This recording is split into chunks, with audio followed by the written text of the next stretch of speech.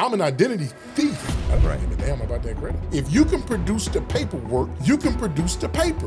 When they hit me on that one, I'm like, man, how can it not? I was a bad kid, Matt. Matt, I'm telling you, like, I used to cut up. Like, I was one of those folks that did not believe in, I was not a rule guy, right? I grew up in that family where they would hit you. Like, you can't hit people now. And the statute of limitations is up on my family from getting in trouble from hitting me. But they used to hit me, right? They had a problem with hitting me, right? They would go to like a tree and then just grab whatever they seen on the tree, whether it was a limb or something, the switch, right? And they would hit me. But it got to a point that where that I was so bad that even with other family members and stuff like that, they would do something, like my little cousins and all them. Everybody else would do something. But no matter what, if I was in the vicinity of it, it was me that influenced them. It was me that did it. So that's pretty much how that pretty much came about with that. So what, it just kind of escalated to, it's better to ask for forgiveness than permission kind of thing? Like you just start, like, you know what's crazy? That's it, right? 100%. That's the way that I like to follow it. That whole concept of, man, if I ask, I always had this concept, it's weird, and I know a lot of people can't follow this, but I knew if I asked somebody something, it was always a 50-50 chance, right? It's either you could say yes or you could say no, right? And I don't like the word no. So if I just did it, that means it was already done, and I never had to ask. Right. But if you didn't like what I did, I always had the opportunity to say to you, well, I won't do it next time. Right. But this time it was already done. You know what I mean? So, I mean, in high school and stuff, like good grades, did you? I'm going to school. I'm not really going to class. I don't like, I'm not liking class, man. Right. I'm in the school. I'm in the school. But I'm doing all this stuff that's football related, right? I'm going to the office. I'm going upstairs watching film. Even if I'm in class, I don't want to stay in class. So, are they just passing you because they giving me low GPAs, right? So that's what happened for me with school, is because I left that school with a low GPA, like a 2.0, 2.2. Right. But you got to have a 2.5 in order to play college ball. But my college offers ended up with me going to Mississippi State, down in Starkville. But the thing about it was I wasn't eligible because of my grades. As I'm in school, going to school with these guys, ran into one thing that led me to another, which was the cell phone. They used to have these things called, what's it called? Bell South and Singular phones, Sprint phones, and back then when you had long distance charges. So your long distance charges on your cell phone, you could run your bills sky high, except for you could use your phone free after a certain time at night. Now, they don't even have any of that either. That's old school. We were talking to somebody the other day about the phone cards. Yeah. Phone cards. I still don't even know what that is. Yeah. So now you're talking about where you got free nights and weekends that are starting at 9 o'clock. And then it moved from being free nights and weekends to 7. But as you know, I'm in school. And these folks, they're running up school bills on their cell phone, like whether they're calling home, and they're running up bills. Bills might be $150, $200 for a bill. Well, I seen this one thing where you can actually have like one of my, I call it, what's the best word for it, Matt? It's almost like a stepping stone to this white collar world, right? Like your first introductory to it, even if you don't even know that you're doing it, right? And because I don't think I was calling it white collar then. I don't even know what the hell we was calling it. We just was doing a crime, for that matter, right? And that had the authority to actually pay a cell phone bill without paying it with a check. And as you know, a check and a money order is identical, pertaining to the way it's listed on the check and the money order, because you got the money order number, the check number, the route number is the same digits on the money order as it is as a check, and you got the account number. Okay. So you can take that money order, where I could get a money order, say for a $5 money order, and that $5 money order back then would allow you to pay a $500 phone bill, right? It just went through, right? And so you could be able to take that, and so they didn't know that, and that allowed me to take people and get half off. So they would pay me, say if the cell phone bill was $500, I would charge them $250, right? They're not knowing that I know how to do this money order thing. And the only reason I know how to do this money order thing because somebody charged me. And when they charge me for it, I play that little game, as you mostly see, where somebody can look this way right here or do something over here, but still pay attention real close over here about what's going on. So when they took my money to actually do it, I heard them talking about, hey, do this, do that, so they can get my phone bill paid. And when I heard that, I didn't get everything. I just got some of it. And then I was able to take that and I was able to pay my bill on that bill. I still don't understand the $5 for the $500. The five, that's the golden goose of this whole thing. A money order that was $5, right? When you punch, because you used to call in, to Sprint to pay a bill. They would ask you what's the account number and the routing number of the check. When they give you the routing number of the check, instead of you give them an actual check, you give them an actual money order. The money order, when you give it to them, you're going to give them the routing number and account number on the money order. Somehow or another, the digits or the decimal or however it worked inside of the telephone system, it automatically took that $5 money order. When you typed it in, when you told them over the phone that it was $500 instead of $5, it went through for it. They're probably creating a check. I used to pay my lease. I had a leased Audi, and I would call. You can call them or they can call you. Like if you're late on your shit, they'll call you and be like, hey, you were supposed to be 2 days ago. You haven't got it yet, and I always forget. And they'd say, we can take a check over the phone, and you just give them the information on the phone. They go, okay, it's for this much, and you authorize it, and it'd go through. The only reason I know they create a check is because at the end of the month, I'd get that check where they'd make a fake check, and it'd come in this is back when they mailed you stuff. Yeah. I'd have all my canceled checks, and I'd have this one big-ass check for my lease payment where they created their check, put all the right stuff on. So for you, they're probably doing that, but instead of $5, they're putting $500, and it's going through for $500 because it's connected to this probably a massive account for money orders. You know probably what I'm saying? So, they're definitely $500 is in that account. Yeah. So maybe that's what's happening. And that was going on. But you're not getting the check. Not at all. And that was going on for quite some time. That was going on for about a good 4 months. You had a good 4-month run on it, right? Okay. Of being able to just do that until they figure it out. Until their internal system, however they did, and then at that point, that kind of got me to a point of, okay, they caught on to it or whatever. But people are still trying to pay me because at this point, if you do anything for 4 months, the word is, hey, if you need your cell phone bill paid, go to Flame. You need this paid, go to Flame, right?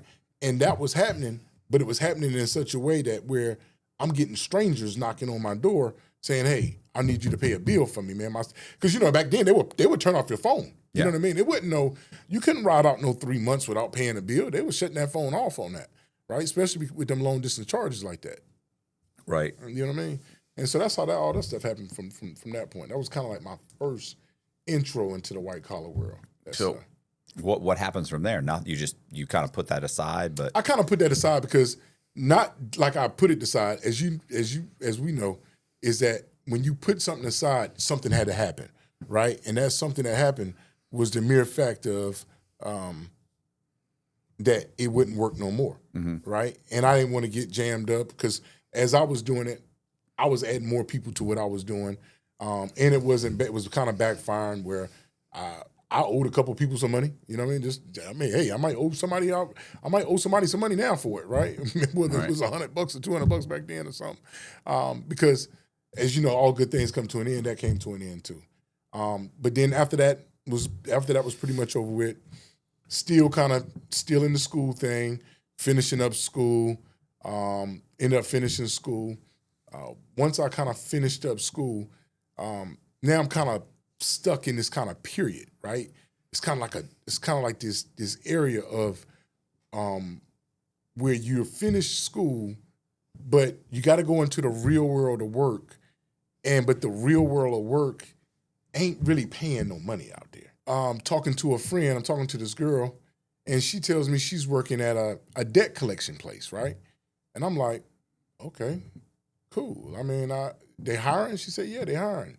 So they're always hiring. They're hiring the debt collection. So I decided to get a job. Over there. But this debt collector is an unusual debt collector. This debt collector is collecting on American Express, right? It's collecting on American Express accounts. So they're the third party that is getting their debt from American Express.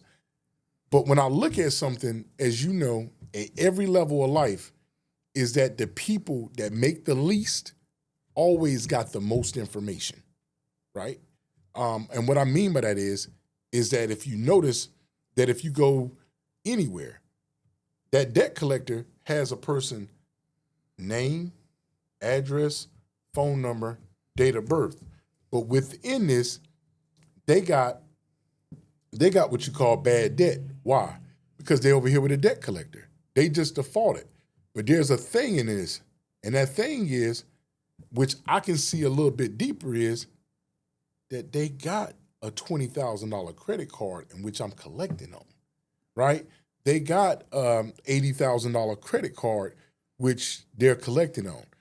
And all accounts with debt collectors does not necessarily mean that account is, they got them in stages in debt collectors.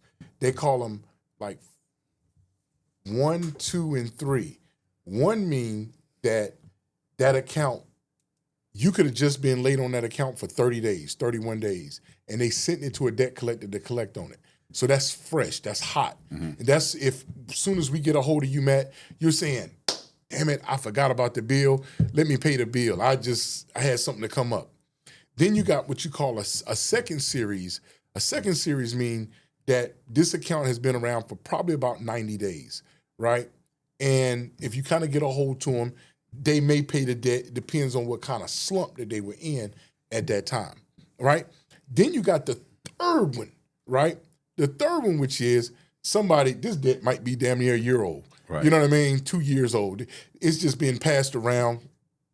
They don't even give a damn about this debt no more. They keep saying, well, whenever I get my damn refund check, I'm going to pay this debt. They never do, right?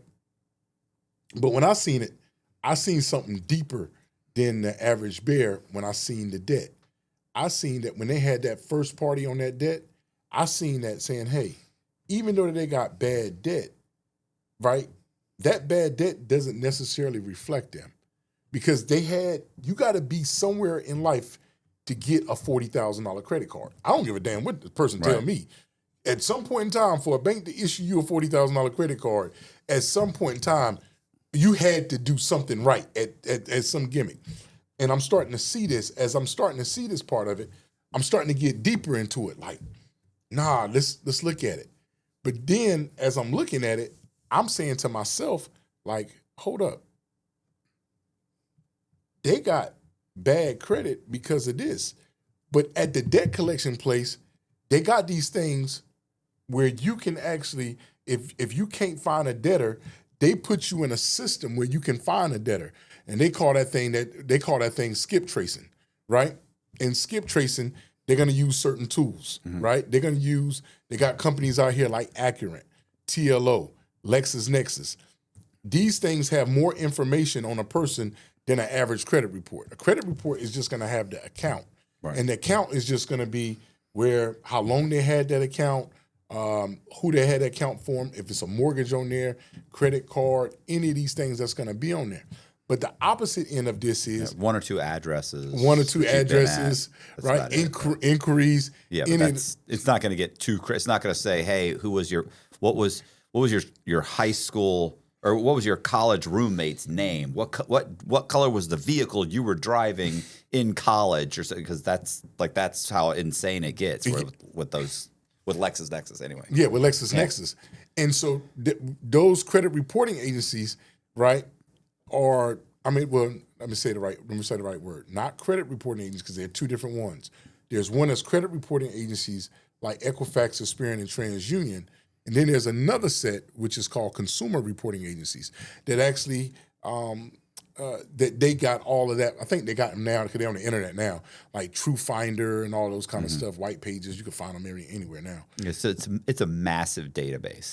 It'll tell, like, if you and I lived at the same residence, they'll know you lived at the same residence and maybe even what job you had, what kind of vehicle you were driving, because your credit report knows all that. And so it's all kind of tied in. That's how they can go, this is insane. Like, this person, they'll call you and you're like, I haven't talked to that guy in 5 years. Yeah, but 5 years ago you were his roommate. How do you know that? Yeah. You know what I'm saying? It's deep, right? And especially when you start talking about what color of the car that you had. Does this person have veterinary insurance? What was the tag number of the car that you had? Did this person have fishing license? Did this person have a ticket? And what county in such and such is there a ticket? It says all of this on these consumer reporting agencies. But me working at that debt collection agency, I seen all of this stuff, and I seen the way that they retrieved this information. So they got my head to wondering. My head was wondering because it was saying to myself that this person's got a $40,000 credit card, a $60,000 credit card. How did they get it? Then I'm able to look at a credit report, not really understanding credit. I don't really understand credit, Matt. But what I do see is that this person here there's two identifiers.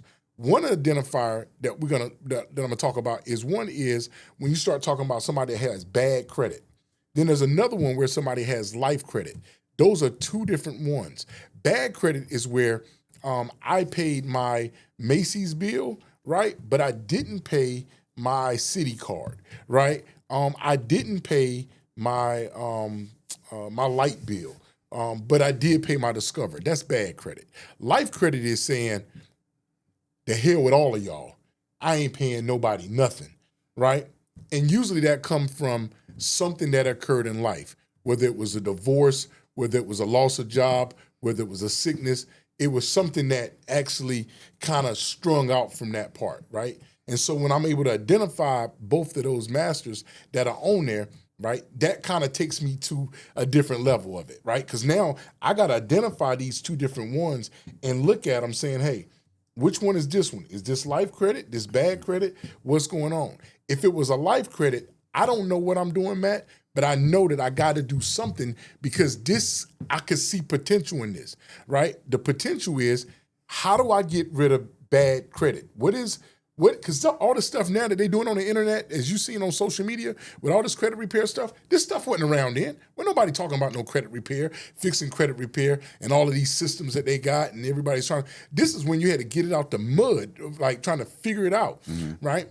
And that led me to figuring out, saying, hey, how do I fix credit, right? There wasn't a lot of books on no credit. There wasn't what you call no YouTube channels to kind of show you where this was with this stuff. There wasn't Chat GPT to put your stuff in here, right? I got to figure this stuff out on my own.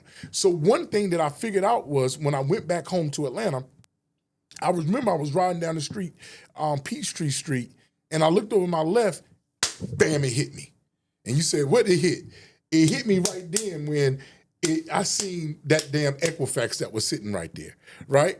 I said, that's damn Equifax right there, right? That's the credit people right there. The whole credit people.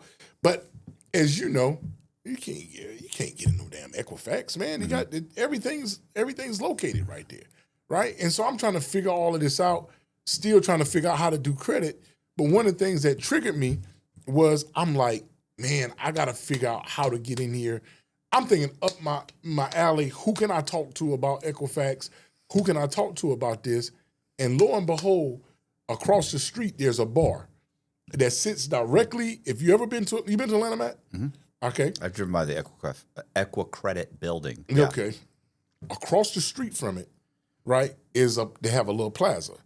In that plaza, it sits at the time now. They had a bar over there. I decided to go to that bar. When I got to that bar changed my life. Because when I got into that bar, I remember I'm sitting in there, right? I just wanted something to eat, chill, nothing more. You want to find somebody that works at Equicredit.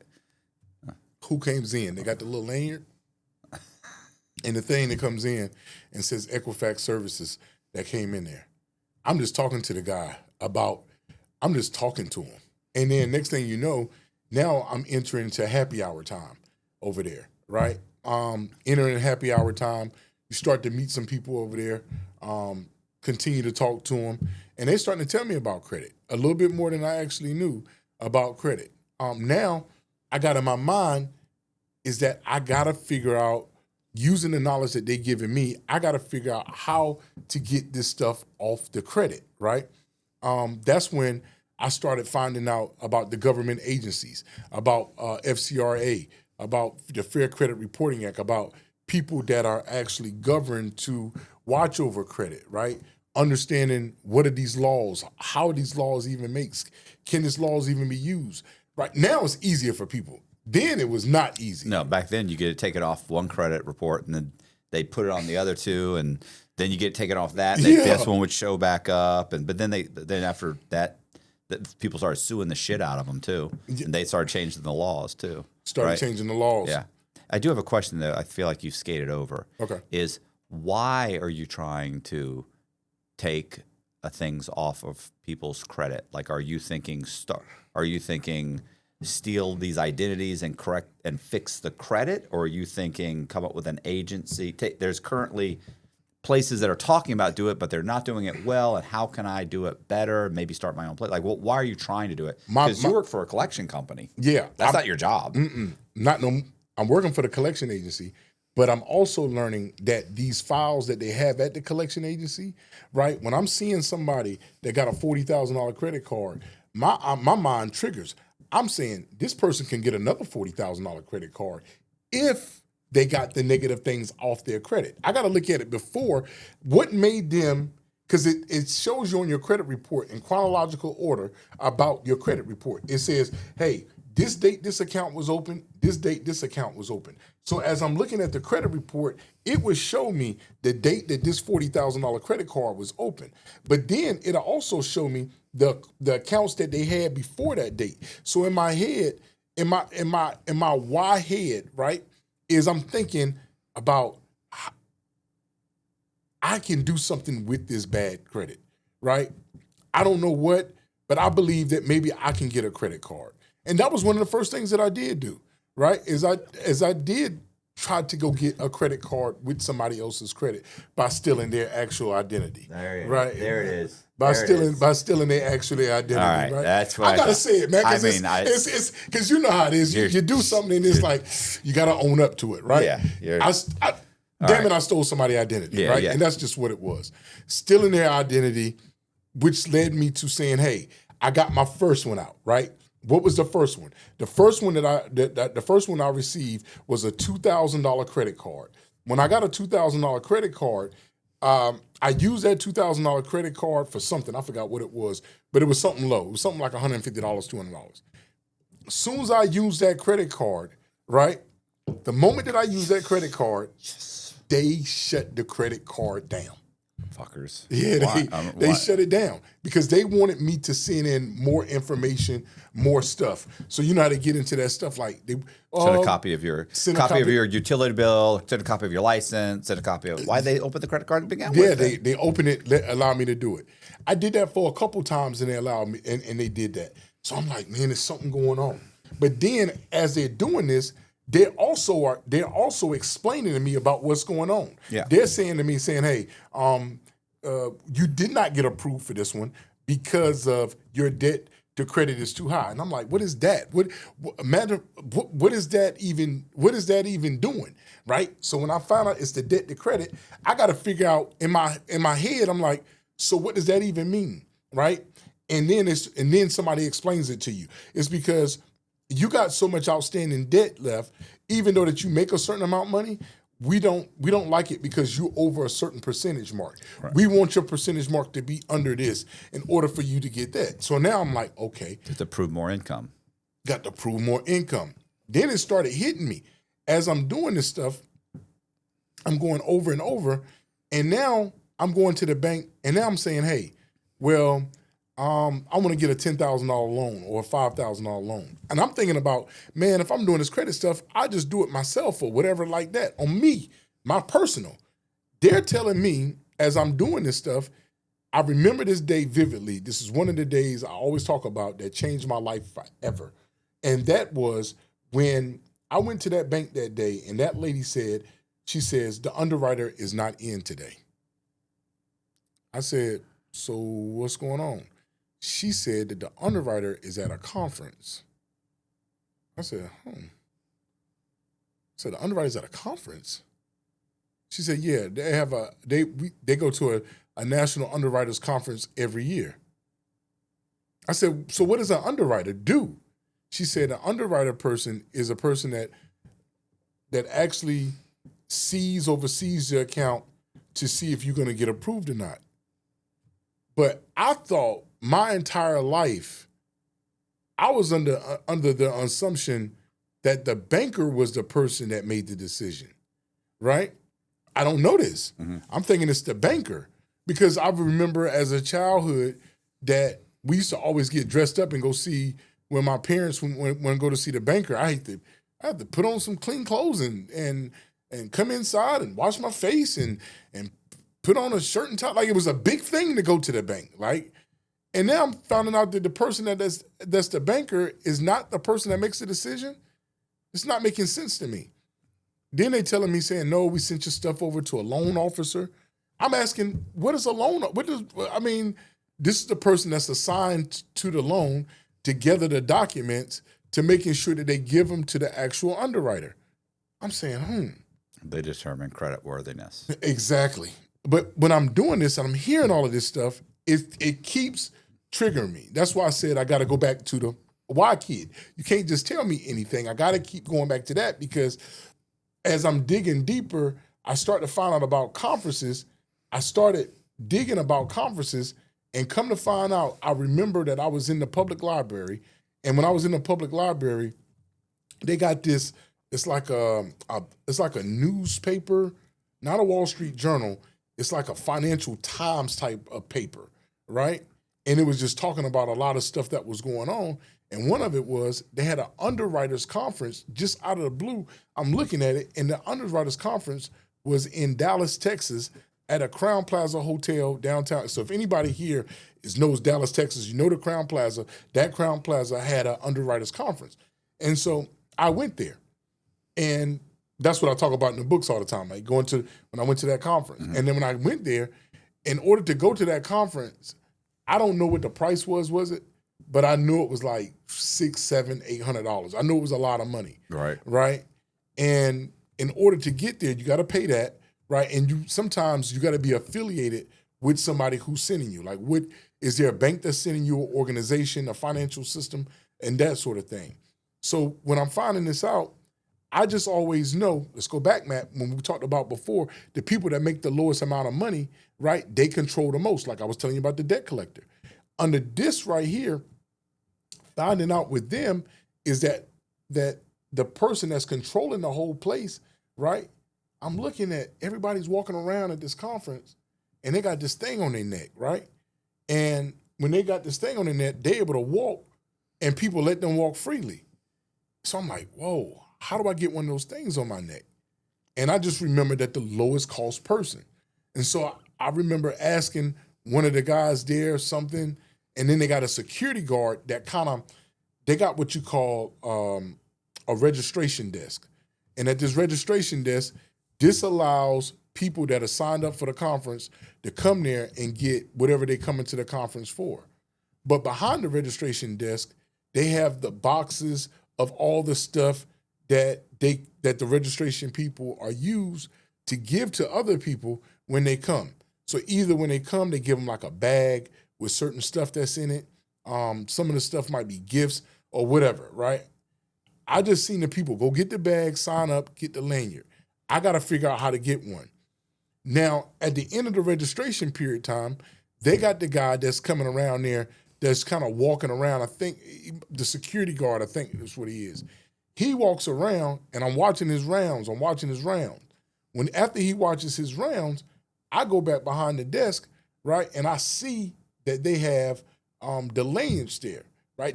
Now, back in the day, they used to just write your name on them. Now, You can go, I think at conferences now, been to them now, they have them printed on them already, ready to go. But this was back in the day, they'll just write your name on a marker and they'll just put it on the lanyard, and then you're in there. That'll prove that you at the thing. Well, that's what I did. I found that lanyard, put my stuff on it, and now I'm actually at this conference.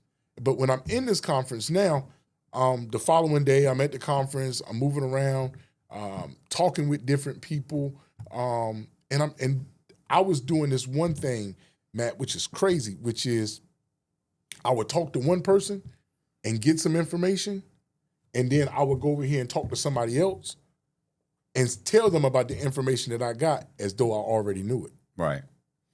And so now I'm indirectly being accepted into this type of society that I don't even really know what I'm into. I just know that these are the people that they're walking around saying, I'm at, I don't know, SunTrust Bank. I'm at such and such bank. And that's when I realized, I said, damn, there's a hell of a lot of banks here, right? And even at this underwriting conferences. What does your lanyard say? What bank are you with? I'm not with a bank. I just got my name on it. Okay. Right? I just got my name on it. And here, that's when I'm meeting people, and they're telling me and saying, hey, I'm asking them about loans. They said, no, I don't do loans. I do securities. I said, what? You do securities? And then they're being to tell me about the securities and things of that nature. I'm listening to this guy here. He's telling me here, he's here for insurance underwriting, right? I'm missing this guy here, talking to him. He's telling me he's about mortgage underwriting. I'm listening to this guy, I didn't understand that there's so many different types of underwriting, right? Or even what went into it. But as they're talking to me, they start to explain a lot of stuff to me, which I'm now able to leave from there and go back where I come from and start to plug in my head, because now it's like, yo, this stuff they're moving this stuff. And they're talking about making sure you got paperwork, making sure you got this, because even at this conference, they have these other little rooms that they got stuff going in at, right? People are in there talking about X, Y, and Z. And I'm just soaking up all this information. That's all I'm doing at this point. You see what I'm saying?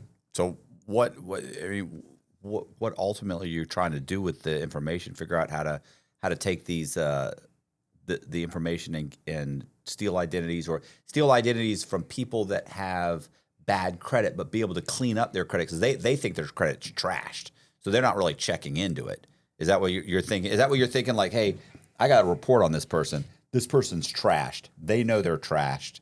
Because if I take him and clean it up, he's not going to be checking his credit. He's thinking that's done. I'm done with the spot now. Oh, so I don't work there no more. But what I do got, Matt, is I've been there for now. I've been at that place where I was at now for probably, give or take, about 6 months. I built enough people of camaraderie of the people that are working there, right? And I'm telling them exactly because you got to think, I work there. So I know the system. I know what they can and what they can't do, right? I know who's the people that is hurting for money. I know this stuff now. So if I'm telling them, say, hey, man, I need you to do X, Y, and Z for me. Right. I mean, I'll give you a couple of dollars, this, that, and the third. Yeah, I'll get you one. No. Get me some files that look like this. Give me some files that look like this, because I know that if I can go in there and clean up those files, exactly what you said, I know that I can get it back to the original form it was when they first got that $40,000 credit card. Now I'm asking myself, what more can I do with this, right? Because I keep asking myself, why? So even when I was going to those underwriting conventions, I'm just trying to get the information primarily from them to see what else is it that I can do. So when I'm trying to figure out this now, I said, oh, well, why don't you get loans? I said, loans? I mean, I'm talking, it's a weird thing. I got to talk as though I already know something when I don't know it, and still allowing you to teach me, acting like I know it, right? So I'm saying, loans, I tried to get one of those loans before. But you got to make sure that you got your paycheck stubs or this, that, and the third. I said, paycheck stubs, boom. I said, well, now I got to find somebody that can make me some paycheck stubs. Now I got to get an ID. Where can I get somebody to get me an ID? This is back then. Like, I got to find somebody to get me an ID. I got to find all of these different things.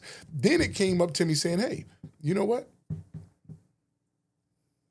All we need for you to do is to send this stuff is just paperwork. And that's when it hit me.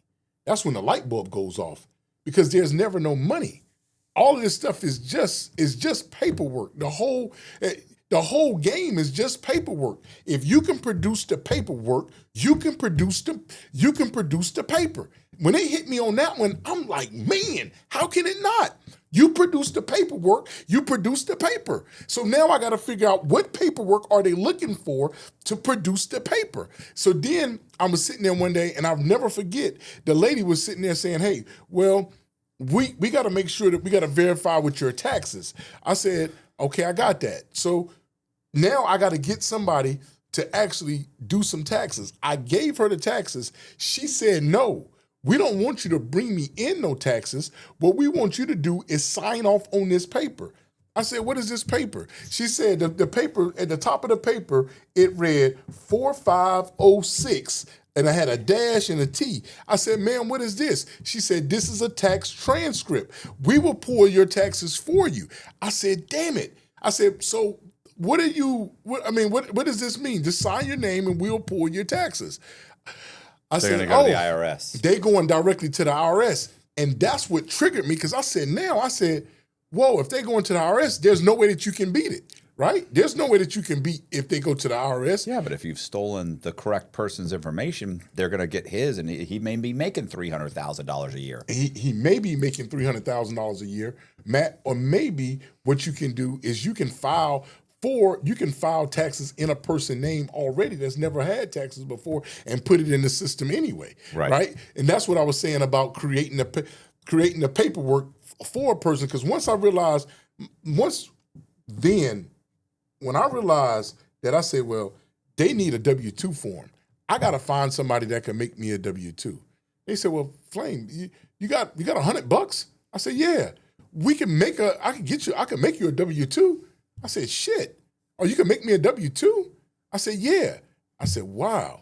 Then I started realizing that as you keep getting this paperwork and you keep going up in the genre, right? Now I got to do the opposite end. And that is when you start to figure out everything and walk inside banking institutions, right? Because now you got to get a loan. That's why I said that unique qualification of you're sitting in front of somebody like this. Matt, look, I'm looking dead at you in your eye, right? But while I'm looking at you dead in your eyes, around you, I can see that picture on the wall right there. That picture is you and your daughter at a soccer event. Behind you is your graduation when you graduated college. Over here is that, and I'm looking over here, all while still looking straight. And this is the stuff that got that rush into me, because now I'm actually entering into a world where I am. See, when I'm doing the paperwork, that's an identity theft too. It is.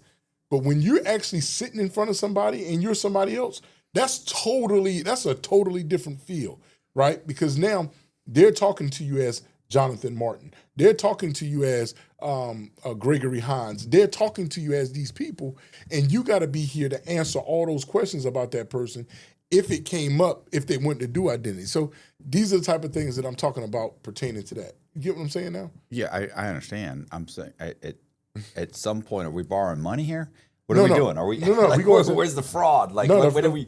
No, that's it. Right. So when I'm going in front of them, I'm going to ask to get a loan. Yeah. Right? I'm getting a loan in someone else's name. Yeah. Right? But when I'm going to go But you already cleaned that person's credit up, or is this a brand new person? No, I'm cleaning up this person's credit. Okay. Because I've already did my research on the credit side of it.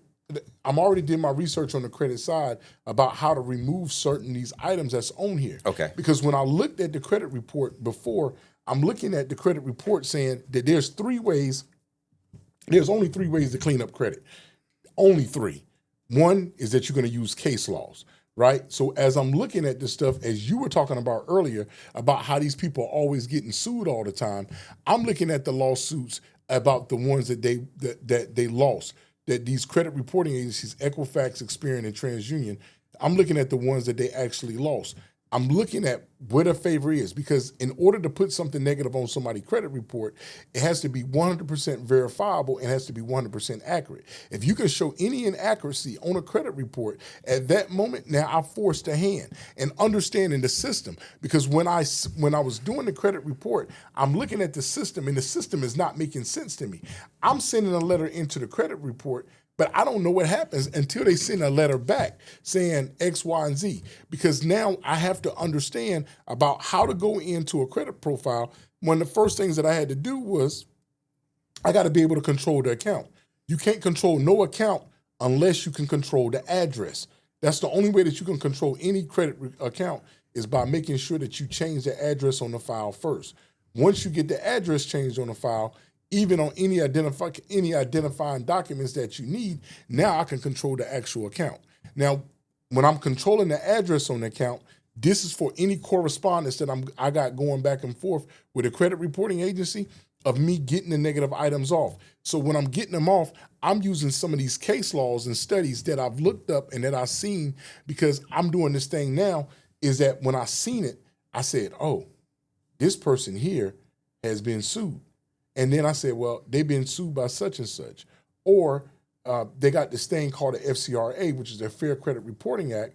And I said, these are laws that governs the credit report. If I can find anything that violate them in this, then that helps me remove these things off the credit report. Then they got these other laws, which is called the Fair Debt Collections Practices Act. If I look into these laws and I can figure out what this stuff is doing, now I got to figure out this whole system of when I send a letter in and where does that letter go before I get a return on it. And that's when I learned, I said, hey, when I learned the government factors of it, the first government factor I learned was, I said, hey, when you send a letter in to them, right, they have this system. I got to understand these systems. One of the first systems that I learned was one called eOscar, which is an online source for complete and accurate reporting. Now, what does eOscar do? eOscar gives you the code for anything that's negligent on a credit report. There's 29 different dispute codes. Notice now, as of, I don't know if it's changed now, but then it was only if you did something online, they would only give you 4 or 5 reasons that you can dispute it. They would say, is it not yours, this, that, and the third. But there's 29 different dispute codes. Why are you not using them? When you're able to use these dispute codes that's on the credit profile, and then when you're able to use the dispute codes, now I can understand the language that I need to use inside of the letter. Inside of the letter, that makes me change the direction of where I want the letter to go to get the things off of it. A lot of people, when they're doing the dispute, they're just saying, this is not mine, this is inaccurate information. That's baloney. Or they may say some stuff on the credit report that I learned later on. They'll say, I was involved in, what's that thing called? I was involved in like FEMA, or I was involved in a hurricane or something like that, right? Well, when I was at a bank one time, the lady told me, she said at the bank, she said, well, if it says that you've been in a hurricane, how does that let us know that you can pay? Because that means you're going through something. I said, never again would I use that code, because you just indirectly told them that you're going through something. So if you're going through something, that means that you're not going to be able to pay. That's why these dispute codes mean something. The 3 things is being able to use case law, being able to use cases, and then you're able to use UCC. So between you using actual law, factual disputing, and factual disputing, right, which means that you're sharing something that actually occurred, and you're being able to provide evidence.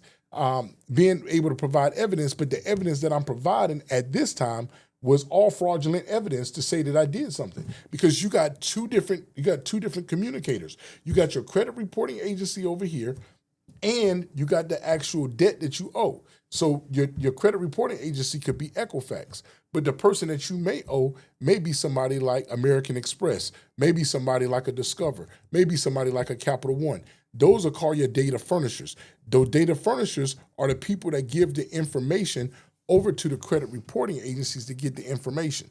Now, when I'm able to use this information, now that's allowing me to get the negative things off the credit report and go inside the bank to actually get these actual loans that I'm looking to get these loans for. And don't forget, when I'm in there, the bank is telling me exactly what they're looking for and exactly what they need. They telling me, saying, hey, we need you to give us 2 years of tax returns, right? So I'm able to call a buddy, right? You know, you call your buddy and say, hey, man, I need 2 years of tax returns, right? I'm able to do X, Y, and Z. And now they're able to give me the tax returns that I need alongside with giving me some fraudulent ID. and allowing me to go inside the banking institution and go out and pull the money from the bank from that way because they're able to fund the account. Once you actually open the account, now they're able to fund you based upon the loan that you decide to get after you being able to get approved. And so when you get the negative items off, once you get those negative items off and you take that same account that's in there, now you can attach that. And that's when the lady was telling me at the bank, I was at one bank before, I'll tell you the exact location of the bank. It's over now. A bank was a PNC bank, right? And this PNC bank located in Columbus, Ohio, right? And when I was at this PNC bank, when I was in there, the dude said, hey, why don't you get a business loan? I said, what? He said, why don't you get a business loan? I said, what? He said, you can get a business loan. A business loan ain't doing nothing but attaching, if you got a business, you can attach your personal to your business and be a PG. I said, what's that? He said, that's being a personal guarantor on the loan. And then with how good your credit look, you can actually get approved for a $75,000 loan. And then that right there, that'll be the money that you're looking for. I said, huh? He said, yeah, this is what you could do. And from that point, that's where this stuff started escalating, is that when you're seeing how these loans can take you into these different places, now you're seeing what else can I add into it? You know what I'm saying now? And seeing what direction can I go with you. Right. Were there any close calls? I'll get you into that. Were there any other people that were helping you, like these guys that are helping, who else is helping you? Did they get caught? A lot of stuff that happened, even going through Charlotte, North Carolina. Charlotte, North Carolina is a very interesting place. They have a bank there, right? And that bank was called Fifth Third. Mm-hmm. I don't know if you're familiar with that bank or not. Yeah, right? Yeah. Fifth Third. Now, Fifth Third had a very unique setting at this bank. This bank has what you call a red light, green light, right? That if you're on one side of it's two splits. When you walk in the bank, it has a red light that stops you at the door. Green means that you can pull the door and walk on in. Well, even if you're on the opposite side of the door only opens up with the red light and the green light. Now, why is that important for this? It's because I'm inside the bank and I'm working on the loan. And as I'm working on this loan, this Fifth Third bank that I'm at now is in a place, they got an old mall over there in Charlotte. I forgot the name of that mall. East Side Mall, Eastland Mall, if somebody from Charlotte didn't know that mall. Eastland Mall, I think, that's what it is. And in front of it sit a Fifth Third bank. When I go inside this bank here, I go in the bank, I never forget the lady, the banker, she was a tall, athletic lady or whatever, and we're working on the loan. Now, as you know, I got these different IDs that I got. When I'm walking in this particular bank, on my ID, it's a South Carolina ID that I have. But I noticed it too, but I didn't think too much of it, that if you've ever dealt with fake IDs, you can kind of see at the top, the bleed line wasn't all the way correct at the top. And I have this thing where it's called it's like a 180 rule. Now, what is my 180 rule?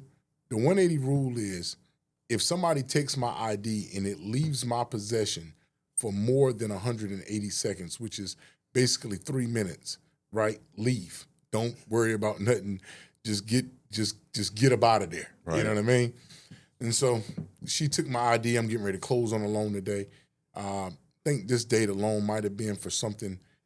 This was more of a personal loan. This was more of something like a $20,000 loan or $25,000 loan, whatever the max was at that time. And she took my ID and she left. But we're getting ready to close on the loan at the same time. But while she left with my ID, I'm still kind of concentrating on looking forward. But at the same time, I'm counting in my head. Like it's just a clock, like 79, 80. And I'm like, man, she's taking too long. So as I get ready to kind of turn around and kind of check out on some things, I could see some sudden movement that's in the back of the bank. Me, on the other hand, I'm like, man, I can't do this. I got to get up out of here. When I get up out of my seat, I starts to walk to the door. When I walk to the door, I'm walking in through the door, getting ready to try to walk out the bank. I'm like, the hell with that damn ID. I don't even want that ID no more. I'm gone. Right? Because she's taking too long. It's just too long right now. As I head to the door, the lights on it is red. I'm like, oh shit. They got me trapped. It's like a trap door. For you to understand, in order to get out this door. It's like they gotta buzz you out. They gotta buzz me out. And as I'm sitting there, the lady says, he's in there. I'm like, oh shit. I'm done with. As I'm coming in, somebody else is coming into the bank on the opposite side. But the lady made a mistake and let me out on my side. And so I got my guy there, I call him D, right? My guy D, he's in the passenger side. I mean, he's in the parking side of the car, but it's facing this way, like he backed into the spot. I had to get in this car and we got away. Like, it was the craziest thing, because when we turned that corner, soon as we turned that corner, the cops came from this side, right? They came from this side, and we barely missed them on that end on that one. Could have been on one of those body cam videos they play on YouTube. Oh yeah, where they're questioning the person. They're saying, I don't know. Yeah, for sure. And That's my ID. Then there was another one. There's another one where I was at a bank. They don't have that bank no more. It's called SunTrust Bank. They still got it, but they changed it to Truist, I think. Oh, okay. Yeah, this SunTrust. I remember SunTrust. Yeah, SunTrust. They had a bank. It was called SunTrust. And when I'm in SunTrust, this is in Atlanta. When I'm in SunTrust, I'm in the bank. As I'm sitting inside this bank, right? I had just got a loan, probably had to be roughly about 2 weeks ago, from another SunTrust bank in Atlanta. But I'm at a different location at this bank. And I'm now in the bank. I'm sitting in there. And as I'm sitting in the bank getting a loan, I'm faced this way. Again, the lady leaves out the office and says, she leaves out the office going to take my ID. Again, I'm counting in my head. Another lady is in the bank, but she was the actual one that gave me the loan at another location, who just so happens to be at this branch this day. When she said, that's my buddy. She said, that's my buddy, Mr. Jeremy or something, right? And the lady was like, that's not Jeremy, that's such and such. And they're back there talking. While they back there talking, they figured it wasn't me, right? The lady comes back in and talks to me. As she comes back in and talks to me, I still don't see the lady that I seen at the last location, because I'm behind her. She can see me from this way, right? Because they got the glass, and the cops come in, right? And they, you know how they do that old thing. They tap you on the shoulder or whatever. They tap you on the shoulder, tell you about that. And they came and got me, right? They ask you the first couple of questions. Stay right here. Kind of like you said on the body cam. You know what I mean? Sit right here. Is this your ID? Yeah, is this your ID? They already know what the information is and all this kind of stuff like this. Now, meanwhile, I got somebody outside waiting on me, because I always have to bring somebody to there, right? They don't know how I actually came to the bank, but that person seen the cop, and you know what they did. They left, right? Which left me there. Ended up this is my first occurrence of what I'm actually doing, actually going to jail for what I did, right? But while I'm in jail, I got a little bond on me. They gave me a little bond. I think it might have been like $2,500 or something like that. Ended up getting out of that case. Ended up beating that case, for that matter. So, as you know, once you start one crime, if you ended up beating the case, I didn't beat that case. They gave me a lesser charge of something. You know how they give you like a lesser charge of something like that. How much was the loan you were applying for? That one might have been for it was a short one. Oh, that was like a 15 or something. Oh, okay. That was okay. I was gonna say that was another personal loan. That was another personal loan. What year was this? This had to be 2010. Okay. 2010. Because when I was doing personal loans, which is just one of the, if you already got perfect credit, you got the ID and everything. Like, I was doing mortgages. Like, I always talk about the mortgages because those were big loans. but I was also usually what I do is I'd borrow like let's say 5 mortgages in somebody's name, and then of course you're out like that's like the most you could really kind of borrow. Yeah. And then I'd go ahead and I'd run up their credit cards, and then I'd go apply for multiple personal loans. And the max personal loan at that time was $15,000. It was double. They would lend you double whatever you made in a month, up to $15,000. So if you said, "Oh, I make $8,000 a month," then you go, "Oh, that's $16,000." Yeah, but the max is 15 at that time. But now it's way higher. Like because I had met another guy who was doing it, and it was like, but this was like in 2015. It was like $20,000 or $25,000. Like they'd jacked it up the rate. That was the max the Fed had set for kind of, I don't know, guaranteeing those kinds of loans. So that's what you said 20 and 25, and I thought, well, that must have been and it may have just been that may not have been that may have been just the bank. The bank can do its own loan. Yeah, own loan. But these were the ones that I knew the underwriting guidelines for. You see what I'm saying? Like I knew I show up with if I had over like a 700 credit score or 650 or 700 credit score, and I had a pay stub. Yeah. And they would give me double, and I never really went to 15. I always went to like 14 and change. I'd have like $7,200, and they'd give you. They go, "Oh, we can go 14,400." And that's kind of like when I kind of start learning that. And this was like one of those big things too, was learning the difference between the bank and a credit union. Right. And learning that, saying, hey, this bank may only give you a certain amount, but this credit union may give you something totally different. Yeah, well, every bank's different. Yeah, every bank's different. Sometimes you go in, yeah, for sure. And you want to almost say to the bank, well, fucking Wachovia, they'll do this. It's like, why would you know that? Yeah. Like, because I got 6 other identities. I just heard thought you guys would match it. Yeah, for sure. So you got arrested. Do they question you, or you just say? Well, they questioned me, but the thing about it was, at that time, the only ID that I actually had in my possession was the ID from there. I had more IDs, but the IDs that I had were actually inside of the car. You remember what I told you when the police he left, so that kind of implicated me, got me up out of that situation. Well, that's good because one sort of thing. It's like the cops know these things. Like when they show up, if you sat there and said, "Yeah, man, listen, I want to talk to my lawyer." If you sat there, they'd be like, "Oh, okay." They'd already be like, "Well, listen, whoever these guys, somebody's in the car. Yeah, there's a car around, so they're gonna kind of probably drive around, stop somebody, and be like, hey." And he was one after it was over. He kind of told me, he was like, "Hey, when I seen that cop roll up, I rolled out." Yeah, and he said, that's the smart thing to do.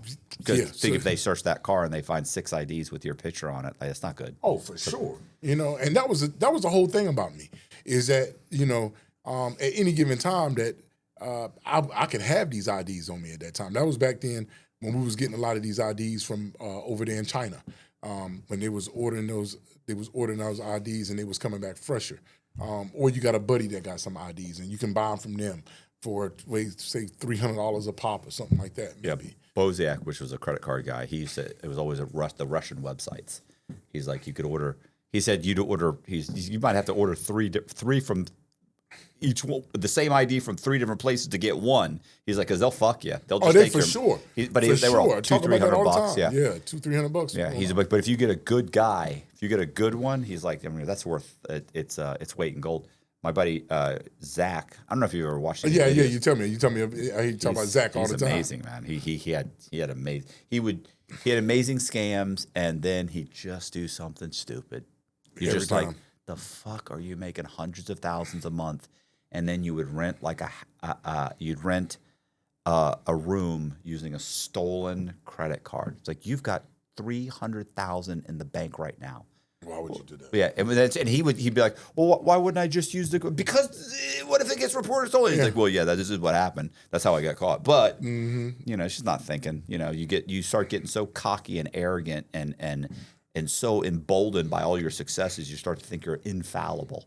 Oh no, you do. That's a mistake. You do, because you start to run its course so much, especially like even when you start to grab these, like even with the credit cards, right? Mm-hmm. I'm getting the credit cards and I'm trying to figure out how the fuck I use somebody's credit card. Well, I get the credit card in their name. I got it. It's running. I got 10,000. Well, we know the rule. It's a street rule, right? Whatever you get, somebody pay for half. Well, I'm only getting half off the credit cards if I do it that way.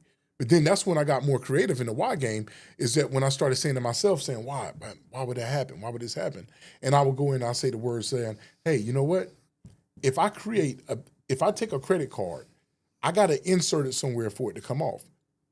In order for that to occur, I mean, this wasn't even an insert at the time. That was a swipe, right? You swipe the card and you use it. But then it got interesting to me because I'm saying, well, why don't I just create my own bank, right? Meaning that I would take another credit profile, take that credit profile, attach it to a business, take that business and get a merchant account on it.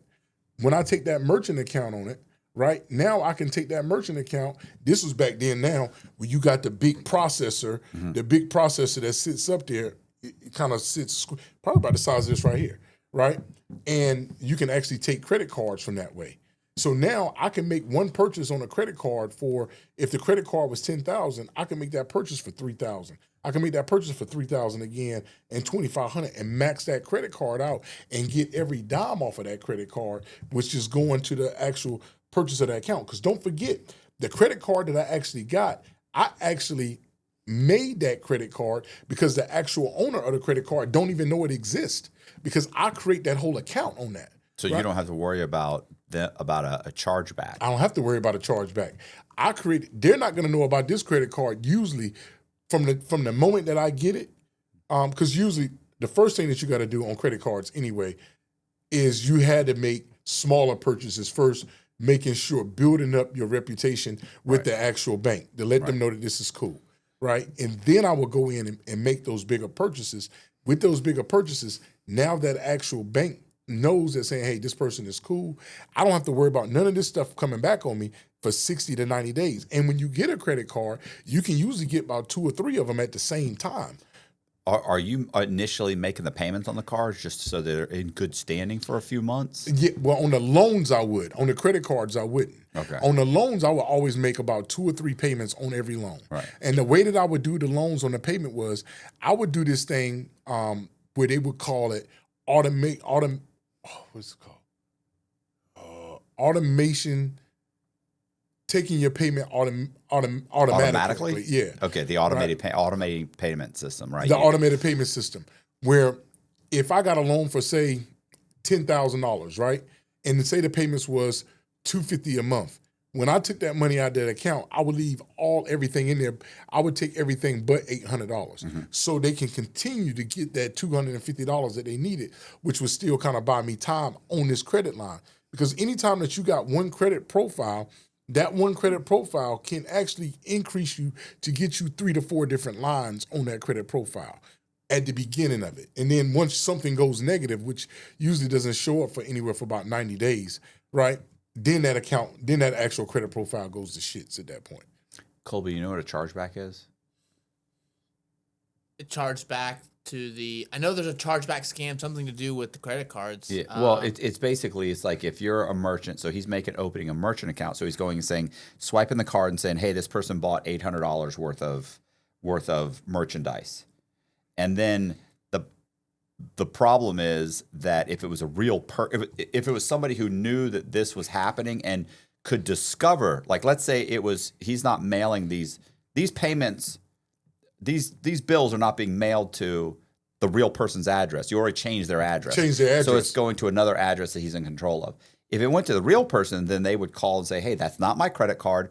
I didn't buy that stuff. And 100%. Then the credit card company would go to the merchant and they'd say, that wasn't us, that was fraud, give us and they'd send him the $800 back, and then he'd be charged back. That's a chargeback, and then they shut the account down. But because these people don't know that they even have a $10,000 credit card, they never complain. So by the time, if they ever figured it out, because they initially had bad credit, so they're not checking to see if they have bad. They already know my credit's trashed. I got a foreclosure, 2 repos, and 6 bad credit cards. Yeah. So they're not even checking their credit. ever. Like they're thinking that's done. I won't be able to. Not right now anyway, because they're going through something. Right, yeah, for years. So they're not. That's the least of their problems. Something else is going on. And that's what I'm doing is I'm creating these trade lines for them, utilizing their stuff on that end. And even when you start to kind of dig into it, you will see this saying, hey, even with the merchant account, being able to take the money and put the money into that actual business account. Mm-hmm. See, that was the main thing, is being able to take that money off of that card, because the credit cards, that's the thing I hated the worst. I didn't like credit cards like how you hear a lot of people say, man, I like credit cards, I do credit cards. I didn't like them because they had authority to stop the money because before you can even get the money. Mm-hmm. They could give you a $10,000 credit card, but the moment that you leave, they could turn that card off completely or reduce that limit down. So what do you like, the personal loans? No, I'm saying credit cards itself. No, I know, but I'm saying, what do you like? Oh, I love loans. I love loans, business loans. Because once the check goes through, it's done. Yeah, once they put that money in that account and you retrieve that money out of the account, it's a wrap. They can't do nothing for it. It's a gone deal. They got to bargain and negotiate with you at that point. If you don't pay, they can ruin your credit. But what do you give a shit? But I don't give a shit. It's not my credit. I don't give a damn about that credit. That's the least of my concern. You know what I mean? That's a good for the hook. You know what I mean? I wouldn't give a damn about that.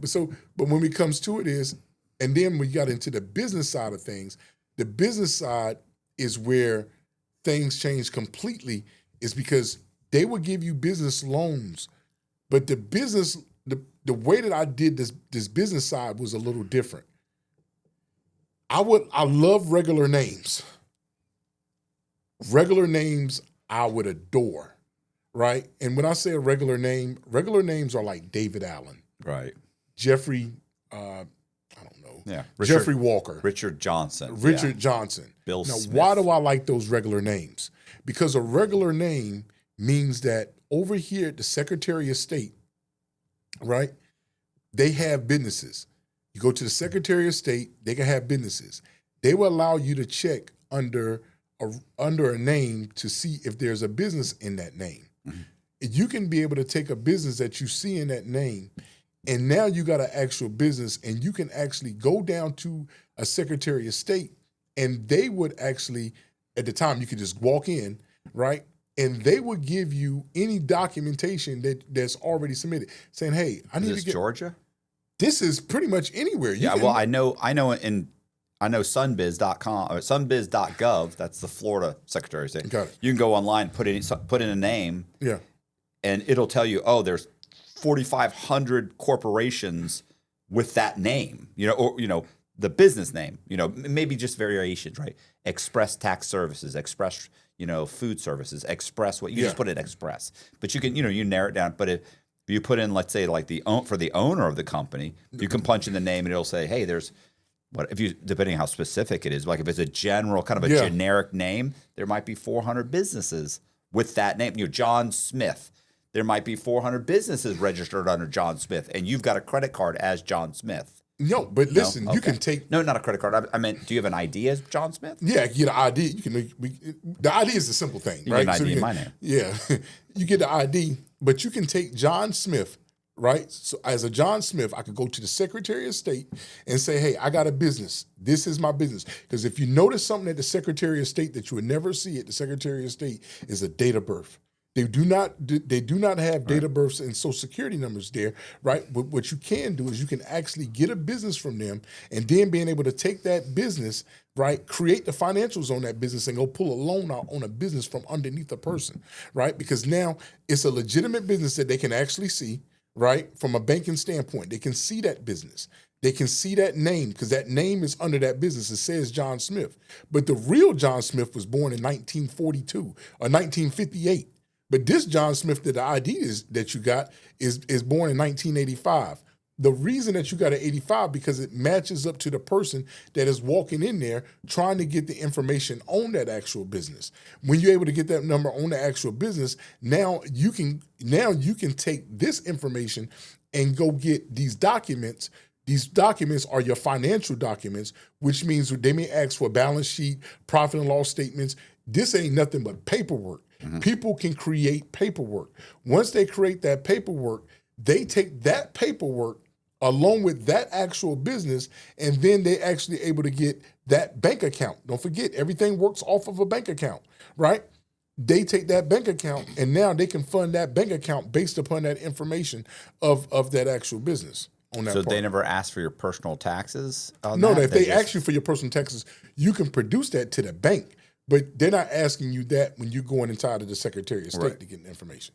That's what And you're having to go. You go in because on Sunbiz in Florida, you could just all that information is public records. You could actually print it off the website. No. Now you can. Now you can. I'm talking about back then. It was the online accessibility to pretty much the world right now is online. Right.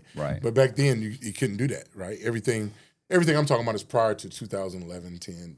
That sort of thing. So I was gonna say I did the same thing. I rented a guy's house named Michael Shanahan. All I knew his name was Michael Shanahan. That's what was on the lease. Yeah. I knew this was in Georgia. Went down to I think it was Fulton County, and went downtown to public records. Nothing was online at that time. Went down to public records, got a copy of his title, looked and saw he had 3 mortgages on the house, and I saw that the mortgages were like Michael S. Shanahan. I don't know what the S stands for. Exactly. So I don't know his date of birth. I don't know his social security number. So I get a social security number issued to him, I think. And then I make up the name like Michael, like Sean Shanahan. No fucking clue. Could have been Shank. I don't know. Yeah, don't know. But neither does anybody else. Exactly. And then I created a fake profile. Like I just go online and I apply for some credit cards and using a social security number that was issued to like a 10-month-old kid. So there's no profile. No. So it creates a profile. I ordered a couple of secured credit cards because I couldn't get any credit. Start that credit profile. Right. So now it started the profile. Yep. And then I get a driver's license, a fake ID, right? issued in my name, in the name Michael, like Sean Shanahan. Yeah. With a date of birth, let's July 6th, 1970. Yeah. I have no idea. I don't know what his name is. But I've got that, but it matches the credit profile. I got these secure credit cards came in. I'm living in a house that you can look it up and see that 10 years ago he bought this house. So anybody that looks at this is like, this is Michael Shanahan. He's been living here 10 years. He's got a driver's license. He's got credit. It's not a lot of credit. He's got 3 credit cards. The credit cards have just been issued. So you stayed in the house with that? Yeah. Hung out. Why didn't you didn't do a lease back to you or something? Or No. I then called. I think in mine, you know what I mean? Like make it to somebody else. So if something was happening, the lease was more in your name. No. I'm living there. So and the deed's in my name. Oh, not shit. my name. Yeah, Michael Shanahan. Got it. So, but there were, like I said, there were multiple mortgages. I satisfied the mortgages. Ooh. I created a fake satisfaction of mortgage from Bank of America. I want to say he had 2 or 3 mortgages. He had a first mortgage, a second mortgage, and I think he had like a HELOC. So I create 3 different satisfaction of mortgages. I go downtown and I record them. So now I'm living in the house and I own it. You own it. Outright. There's no mortgages. There ain't none on it. And here's the thing, if you looked on this credit, my credit, those mortgages never existed on my credit. Not at all. So I then call 3, we used to call them hard money lenders. They call them private investors now. 3 different private investors. They don't know I called 3. You think you're the only one. So I call him. He comes to the house. He says, it's worth about $200,000. I'll lend you $150,000. And let's say that's on a Monday. Yeah. The next day at 11 o'clock in the morning, the second guy comes, and then 2 o'clock the next day, or the next guy comes. Really in the same day. I think they almost all came the same day. Yeah. They don't know. They all agree to lend me $150,000. I then schedule 3 different closings at 3 different title companies. They all lend $150,000. They all lend me the money. And then I deposit the money in a couple different bank accounts, and then I remove the money.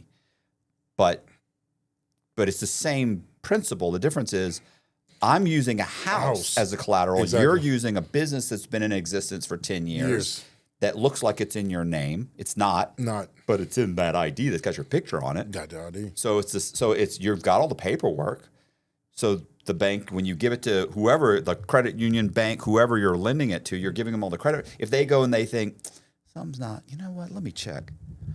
Oh, no, it's in his name. Yes, oh, it's there. He's been 10 years old. He's been running this for 10 years. Oh, he's looked at the last few years. Oh, he's making good money. Okay.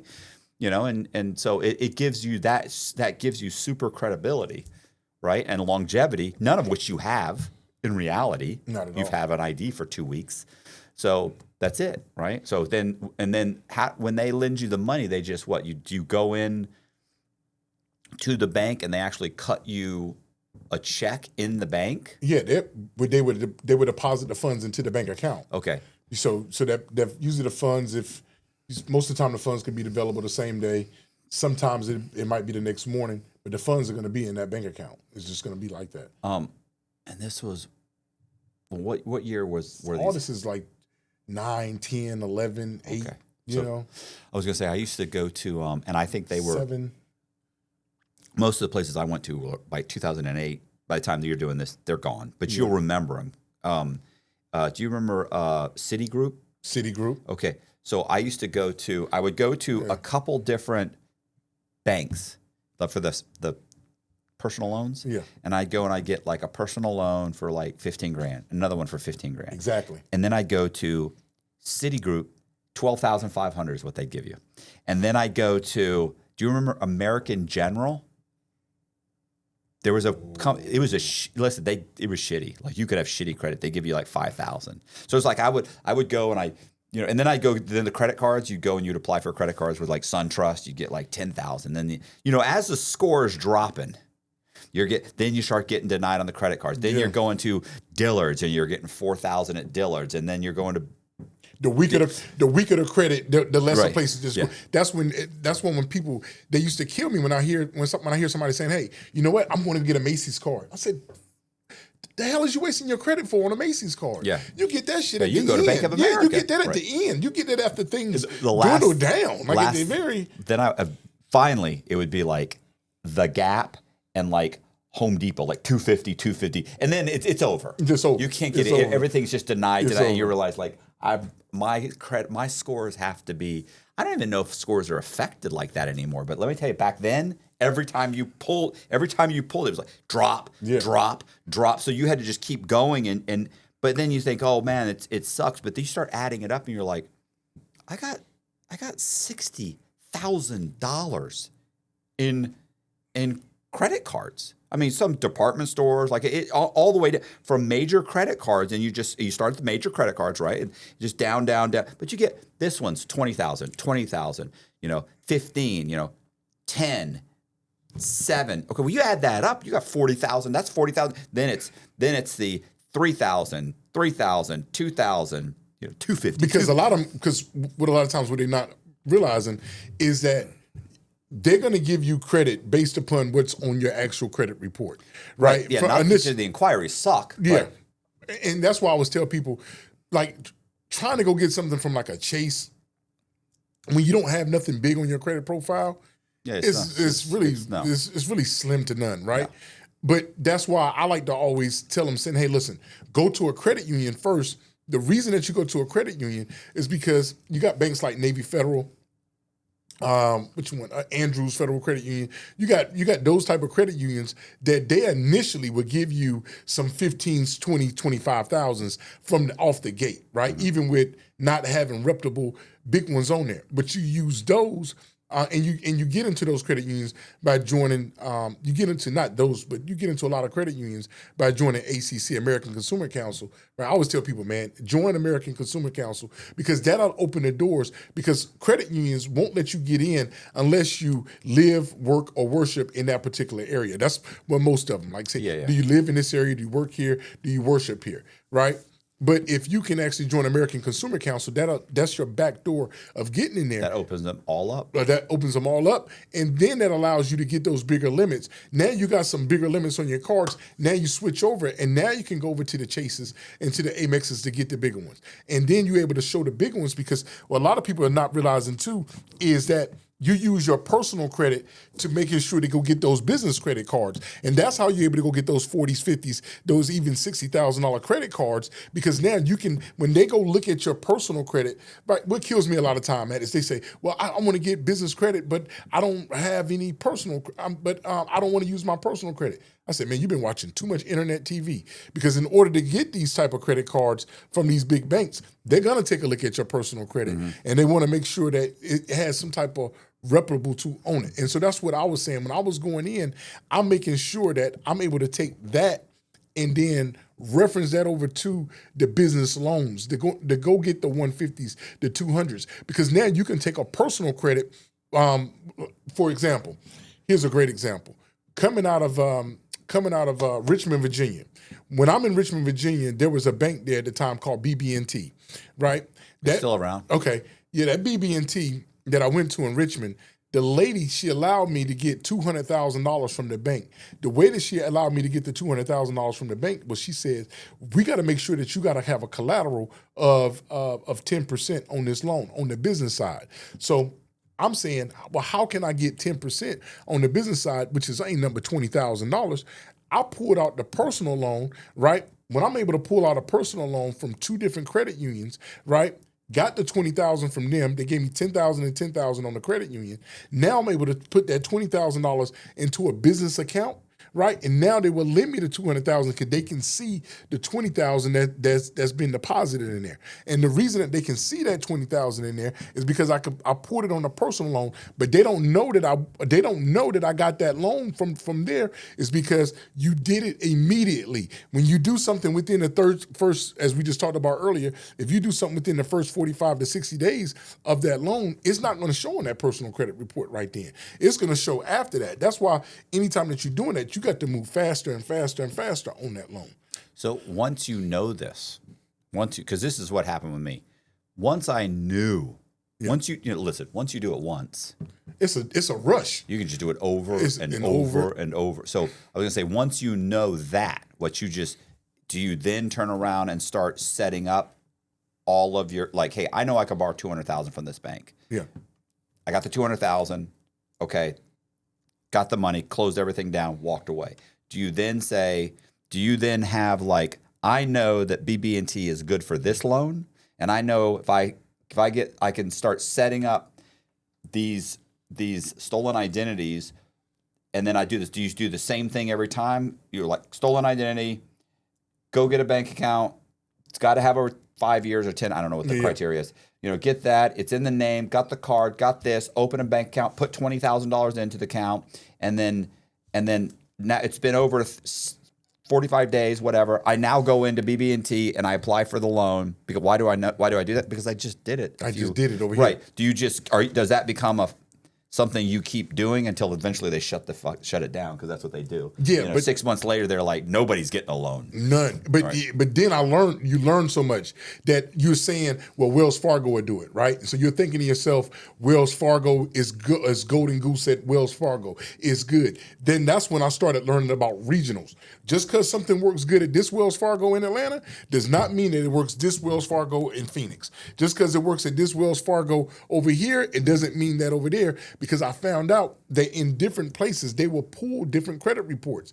On the West Coast, it's still a Wells Fargo, but they might pull your Experian. Mm-hmm. But this is still a Wells Fargo, and it's for the same type of loan, but they may pull your Equifax. And then that's when you start this. That's when you really start to narrow it down, just like you saying, hey, no, I got to make sure if I'm using Wells Fargo, I got to find out where is that located, and I got to find any profile that's located to over here, or putting the address on that profile to make it work over here. So putting the address on that credit profile is the most significant thing, because now it drives all the traffic over there. And that's why they want so much information.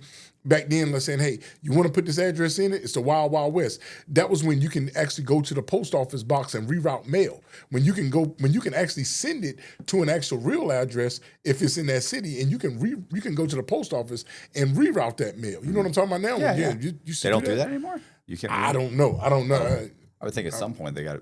I think if you move, they got to be able to still do it. But I don't know what the criteria is of how they doing it. You know what I mean? Because now it's a lot of.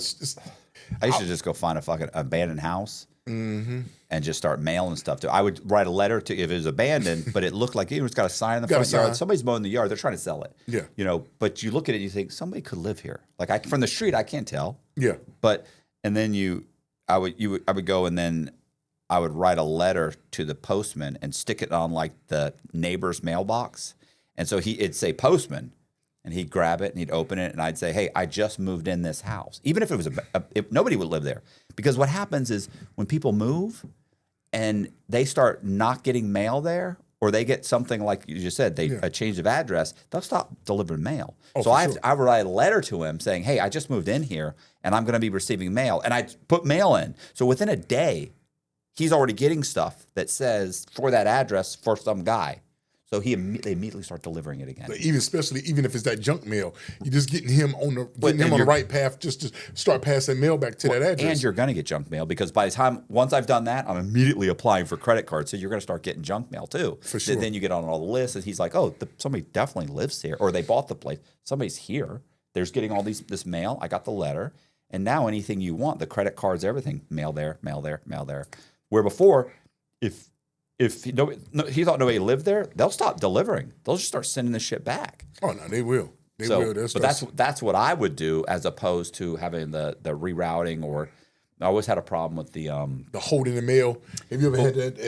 Did you ever do the hold the mail routine? No. Like when you go into the post office and saying, "Hey man, I just hold the mail for this particular address." And then you can go by and pick it up. That was the diamond guy. He would have stuff mailed to someplace, and then he'd call and say, "Hey, nobody's going to be there." And this is like UPS. Yeah. He'd say, "Nobody's going to be at the office at that time. You know what? Can you just hold it, and I'll send somebody by to pick it up?" And they go, "Sure." And they just hold it. He'd go by the transfer station, and they'd give him the mail. And it'd be like they don't know what's in the mail. Don't know. It's diamonds. It's like a bunch of diamonds and shit. But see, that's what I used to do when I used to order the stuff.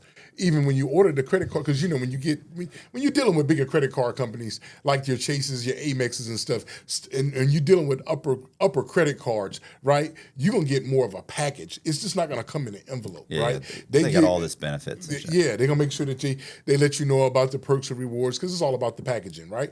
And so when they would do that, send that stuff over to when they would send it kind of like FedEx or whatever it do. I would tell them to say, "Hey, just hold it at the facility. I'll come pick it back later on." You say, "Well, why would you tell them to hold it at the facility? You'll pick it up later on." It's because so they wouldn't go to the actual home address. Of course not. But at the same time, it allows me to walk into a facility and pick it up. Those people there are not examining no IDs. As long as you got an ID that is, and I used to love to use an ID out of that state. So it didn't matter if I was getting something in, say, getting something in Georgia, right? You don't know what an Iowa you don't know what an Iowa ID really looks like. You know what I mean? Well, I was Bosiak. Bosiak he would order a credit card and he'd go sit in front of the guys. He had a nice car, he'd have like a Cadillac, and he'd just pull up and park close to or just in front of the house. Man, did that 1,000. Really? Did that 1,000 times. I would never do that. I would be fucking terrified to do that. What? The guy's he's like, "They're not home. They're at work." You don't know that. You don't know if the guy's wife's not there. It don't matter, Matt. When they pulling up, right, and somebody's telling you, they're saying that, "Hey, there's a $20,000 check that's coming there. We need you to sign it back and put it back in the mail and send it back to us." Right? We got return envelope in there. Damn it, I'm sitting in front of that damn house waiting on that $20,000 check. And when that FedEx man, because the people at the house don't know that they're expecting. Right. Well, I get carried away. Yeah. That video where the guy heard the shit, that chick goes, "I need to calm down." Well, I was saying and they'd pull up, they'd get out, and then he'd get out of his car and start walking towards the front door. They go, "Hey," and he'd go, "Oh," and they go, "Oh, are you Mr. Strong?" Yeah. And he said nobody ever asked for ID. They just grab it and walk away. If worst thing is you go, "Yeah," and they go, "Okay, thank you," and then they walk away, and he said, "I'd still walk right up to the fucking front door." He's like, "I need this guy to leave." I'd walk up to the front door and I'd stand there and open it. And he'd drive away, turn around, walk back to my car, get in my car, and drive away. Yep. Because most of the time, them people don't see. The whole thing is when you're creating debt for somebody that don't even know that they got debt coming, nothing is out of the ordinary for them. Nothing is out of the blue for them. They don't know that none of this stuff is happening. Especially that's why. Even when I tell people when they're trying to fix their credit and they're saying, "Hey, I got identity theft or something like that," I say the very first damn thing you better check is that damn address, because that's one of the first things that you want to change is that address, because now you can redirect mail, and that's why if I didn't change the address, it made it look like it was the actual real person, because that stuff came to your house. You know what I mean? You actually received that. We see that you received that, and there's nothing that they're trying to fight it or whatever like that, but. That's one of the reasons that you would do something like that, especially when you're trying to get directly to the money. So leading past that, when you're going into these banks and you're doing all of these things, and I'm pretty much possessing this whole plan to take together a lot of this money from these banks, learning the business system. Because don't forget, Matt, every bank that I was going to, each of them was telling me what to do and what not to do in order to get approved for these loans, right? And so that's when, like you were saying before, I stated this whole checklist that I must have in order to walk like that. That's that 27-point checklist. I said, well, they want this, they don't want that, they want this, they want that. So out of this 27, this particular bank wants 13 of these 27. This particular bank over here wants 16 of these 27, but 5 of them are different than these 13. And every bank got their own criteria about what they want and what they didn't want. And so that kept leading me, as you know, when you start hitting them, you start hitting these banks one after another. You're staying in these hotels, staking out banks, not for the actual bank. I'm staking out banks of the actual people that are working in the bank, because I want to make sure that I'm going to a particular person when I'm going inside of a branch or something like that, right? If I find out that somebody is very active and very movement, I wouldn't want to go to them, right? For some odd reason, they will pose something to me, because don't forget, I'm an identity thief. Right. So when I'm going inside of somewhere, I am that actual person. When they're asking me all of this information, I got to look them dead in their face, recite this information to them before I sign my signature, before I can get any of these loans. This stuff has got to occur. And as this happening, like be going up to DC doing this stuff, I got a partner of mine. Now it moves on to loans and stuff, and started doing dumber stuff. What is the dumber stuff? Started doing like going to get vehicles and things of that nature. My first thought was vehicles. Yeah, right. And because I'm in the world now. This is the world that we live in. And one of the things is that you go grab a vehicle. Actually, you went and grabbing 2 and 3 cars in the same day, right? One of the guys that he got jammed up from going to get a vehicle. And then once when you say go a vehicle, you mean like go into the dealership, fill out the paperwork, they give you the keys, they send you off on your way. Send you off on your way, because now you got the actual vehicle. Now he goes in under the same ID and goes and gets the vehicle, which gets everything jammed up at this point. Because now when they're looking at the because don't forget, even though if you don't get the actual, the debt, you actually see the inquiry. That inquiry shows up instantly. The inquiry shows up today, right? And they can see saying, hey, you went to Culture Cadillac, you went to Brian Jones Chevrolet or GMC, but why are you over here today getting another car? What's going on? What's going on with this? Which makes them take a deeper dive, which makes them do extra work, extracurricular onto this. Right. And then when they went and did extracurricular, they found out saying, hey, that first vehicle that they went and got earlier that day got jammed up. That first vehicle that they got earlier today was actually fraudulent too. They just got away with it. Because you know how we know? Because the guy that pulls into the dealership, he pulls into the dealership with the new tags of the car from the old dealership that he just got that day, and the inquiry is showing on the credit report, so they know that this car was just bought today from one of their buddies, one city up the road, right? Right. Because when you're in that market, they know that whole market. They know. Yeah, they know all the stamps. They know what's going on. They know all the stamps. They see what's going on. What's he doing with the vehicle? Is he just driving around? He thinks this is my vehicle from now on? Or do you think you're going to try and sell it? Wait, that's always, but you know how people are. They try to get a vehicle. They say they're trying to sell it. Then they start driving around in the vehicle, right? And that's what usually kind of gets them jammed up, when they start trying to drive around in the vehicle, acting like it's their own vehicle, when they're trying to find out, when the whole thing is not to purchase a vehicle, but to purchase a vehicle for a buyer. Yeah. Sometimes they will just purchase a random vehicle, and then they try to get the vehicle off, which doesn't make any sense. Well, and you don't have a real driver's license. Like if you get pulled over in this vehicle with that ID might be okay for the finance guy or the bank. Exactly. But that cop's going to be like, oh, I'll be right back. You're done. It's over. You might as well start making your phone calls now. Hey, baby, they're probably going to bring me to the Hillsborough County lockup. Call the bail bondsman. put some money on my books. I'm gonna be there a little bit. I'm still out on probation for that other thing. I mean, you're done because he's gonna.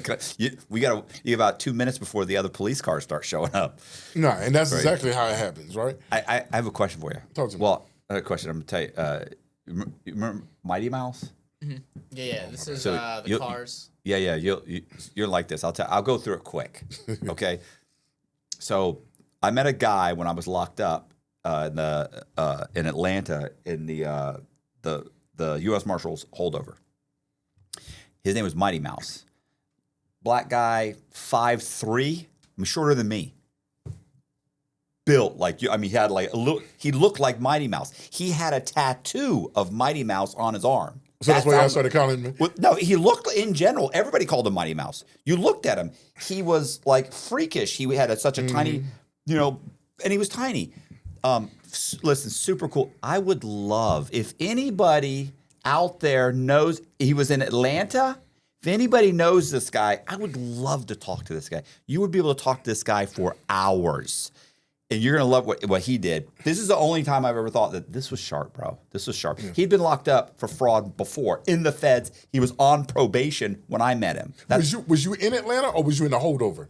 No. I was in the U.S. I was in ACDC. Okay, got it. Got it. But it's the U.S. Marshals. They have like a floor.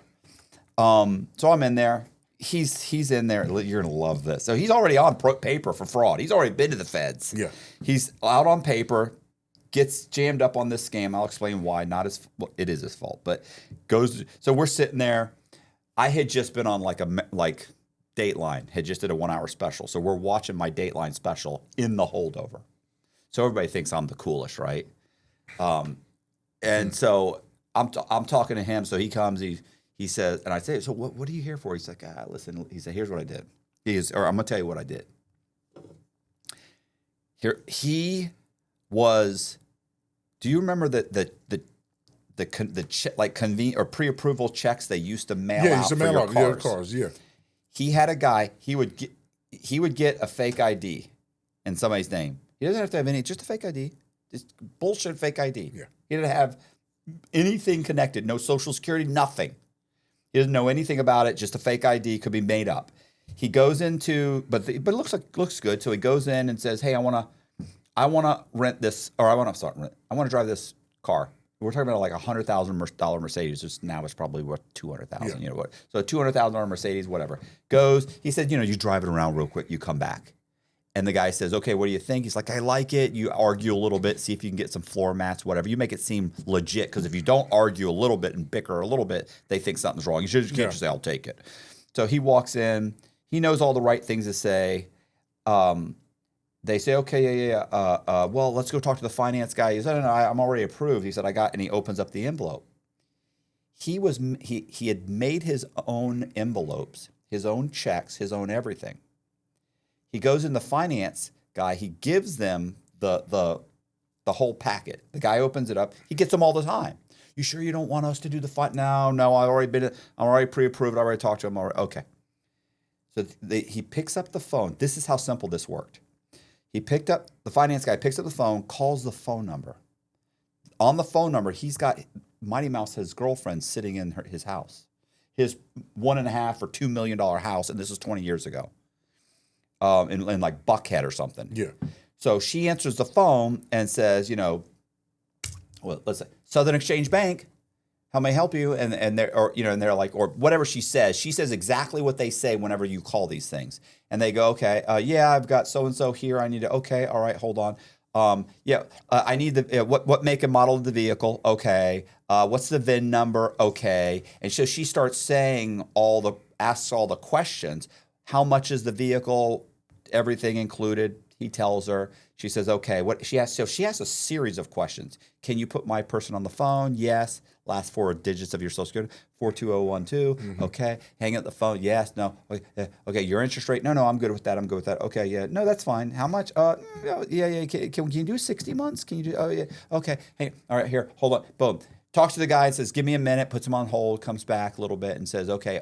Here's your authorization code. Gives them a little authorization code. Gives the finance guy. He says, okay, well, what do I do at this point? She says, okay, one of two things. She said, he's approved. Here's your approval number, your approval code, whatever, your authorization code. Okay. She said, you can either fill out the check in front of you and deposit it, or this check goes nowhere, by the way. It's a made up check. They put the whole thing together. Right. She said, or I can mail you a check from the bank. It's totally up to you. And these guys would say, oh, I'll fill out the check. I'll fill it out and deposit. Okay, no problem. Hangs up the phone. The guy does all the paperwork, gives them all the paperwork, gives them the keys. He gets in the vehicle. He leaves. Now, what he did was, what he would do is 3 states away, the exact same vehicle, he would have somebody go on the lot and get the VIN number. He would then, they could actually lift the windshield. And he said it was just like they could basically rub in. He explained the VIN numbers were difficult. You could put a piece of paper or whatever over the VIN numbers so that he's using the VIN number for this place over here. Oh. And then he's getting the VIN number. He's like, we changed the VIN numbers. They'd make they take the order sheet and everything, and somehow or another they would they would take the registration. They would go into the DMV and register the vehicle. They could change it and register the vehicle into anybody's name they wanted. Yeah. Once it was registered, they could then get because it says it's registered to this bank, which is for a car that is not the car they're looking for, the car that not the same car at dealership. Yeah. There's some car in multiple states away, so it has no connection. None. And then he said once it was registered, he said I would then make a satisfaction for the loan that's on it, and you'd go into the DMV and you could give it to them, and they would issue a title in whoever's name you want the title in, whoever you registered in. Yeah, so now I own the vehicle free and clear as long as they never go to the same state. Oh. And he would take that vehicle and he would go, I'd sell it to a drug dealer for 50 cents on the dollar. He said, I got a $100,000 vehicle and I'd get 50 grand for it. And I'd go, dang, they just give you 50 grand? And he'd say, sometimes. Most of the time they show up and this is when you're just talking shit. He's like, they show up with like 25 grand. Say, man, I'm going to get you the other 25. No. Argue or they just try and steal the car from you. He's had guns, like he'd been ripped off, had cars stolen from him. He'd have, these guys. Oh, no, they ain't playing that. Yeah. They ain't playing. They don't want to give you 50 grand. I know it's a stolen car. I know that the deal, he's like they're not really smart enough to figure out, like they'd have to give me the money in order to get the title. But these guys aren't smart. They're showing up with guns, just taking the shit.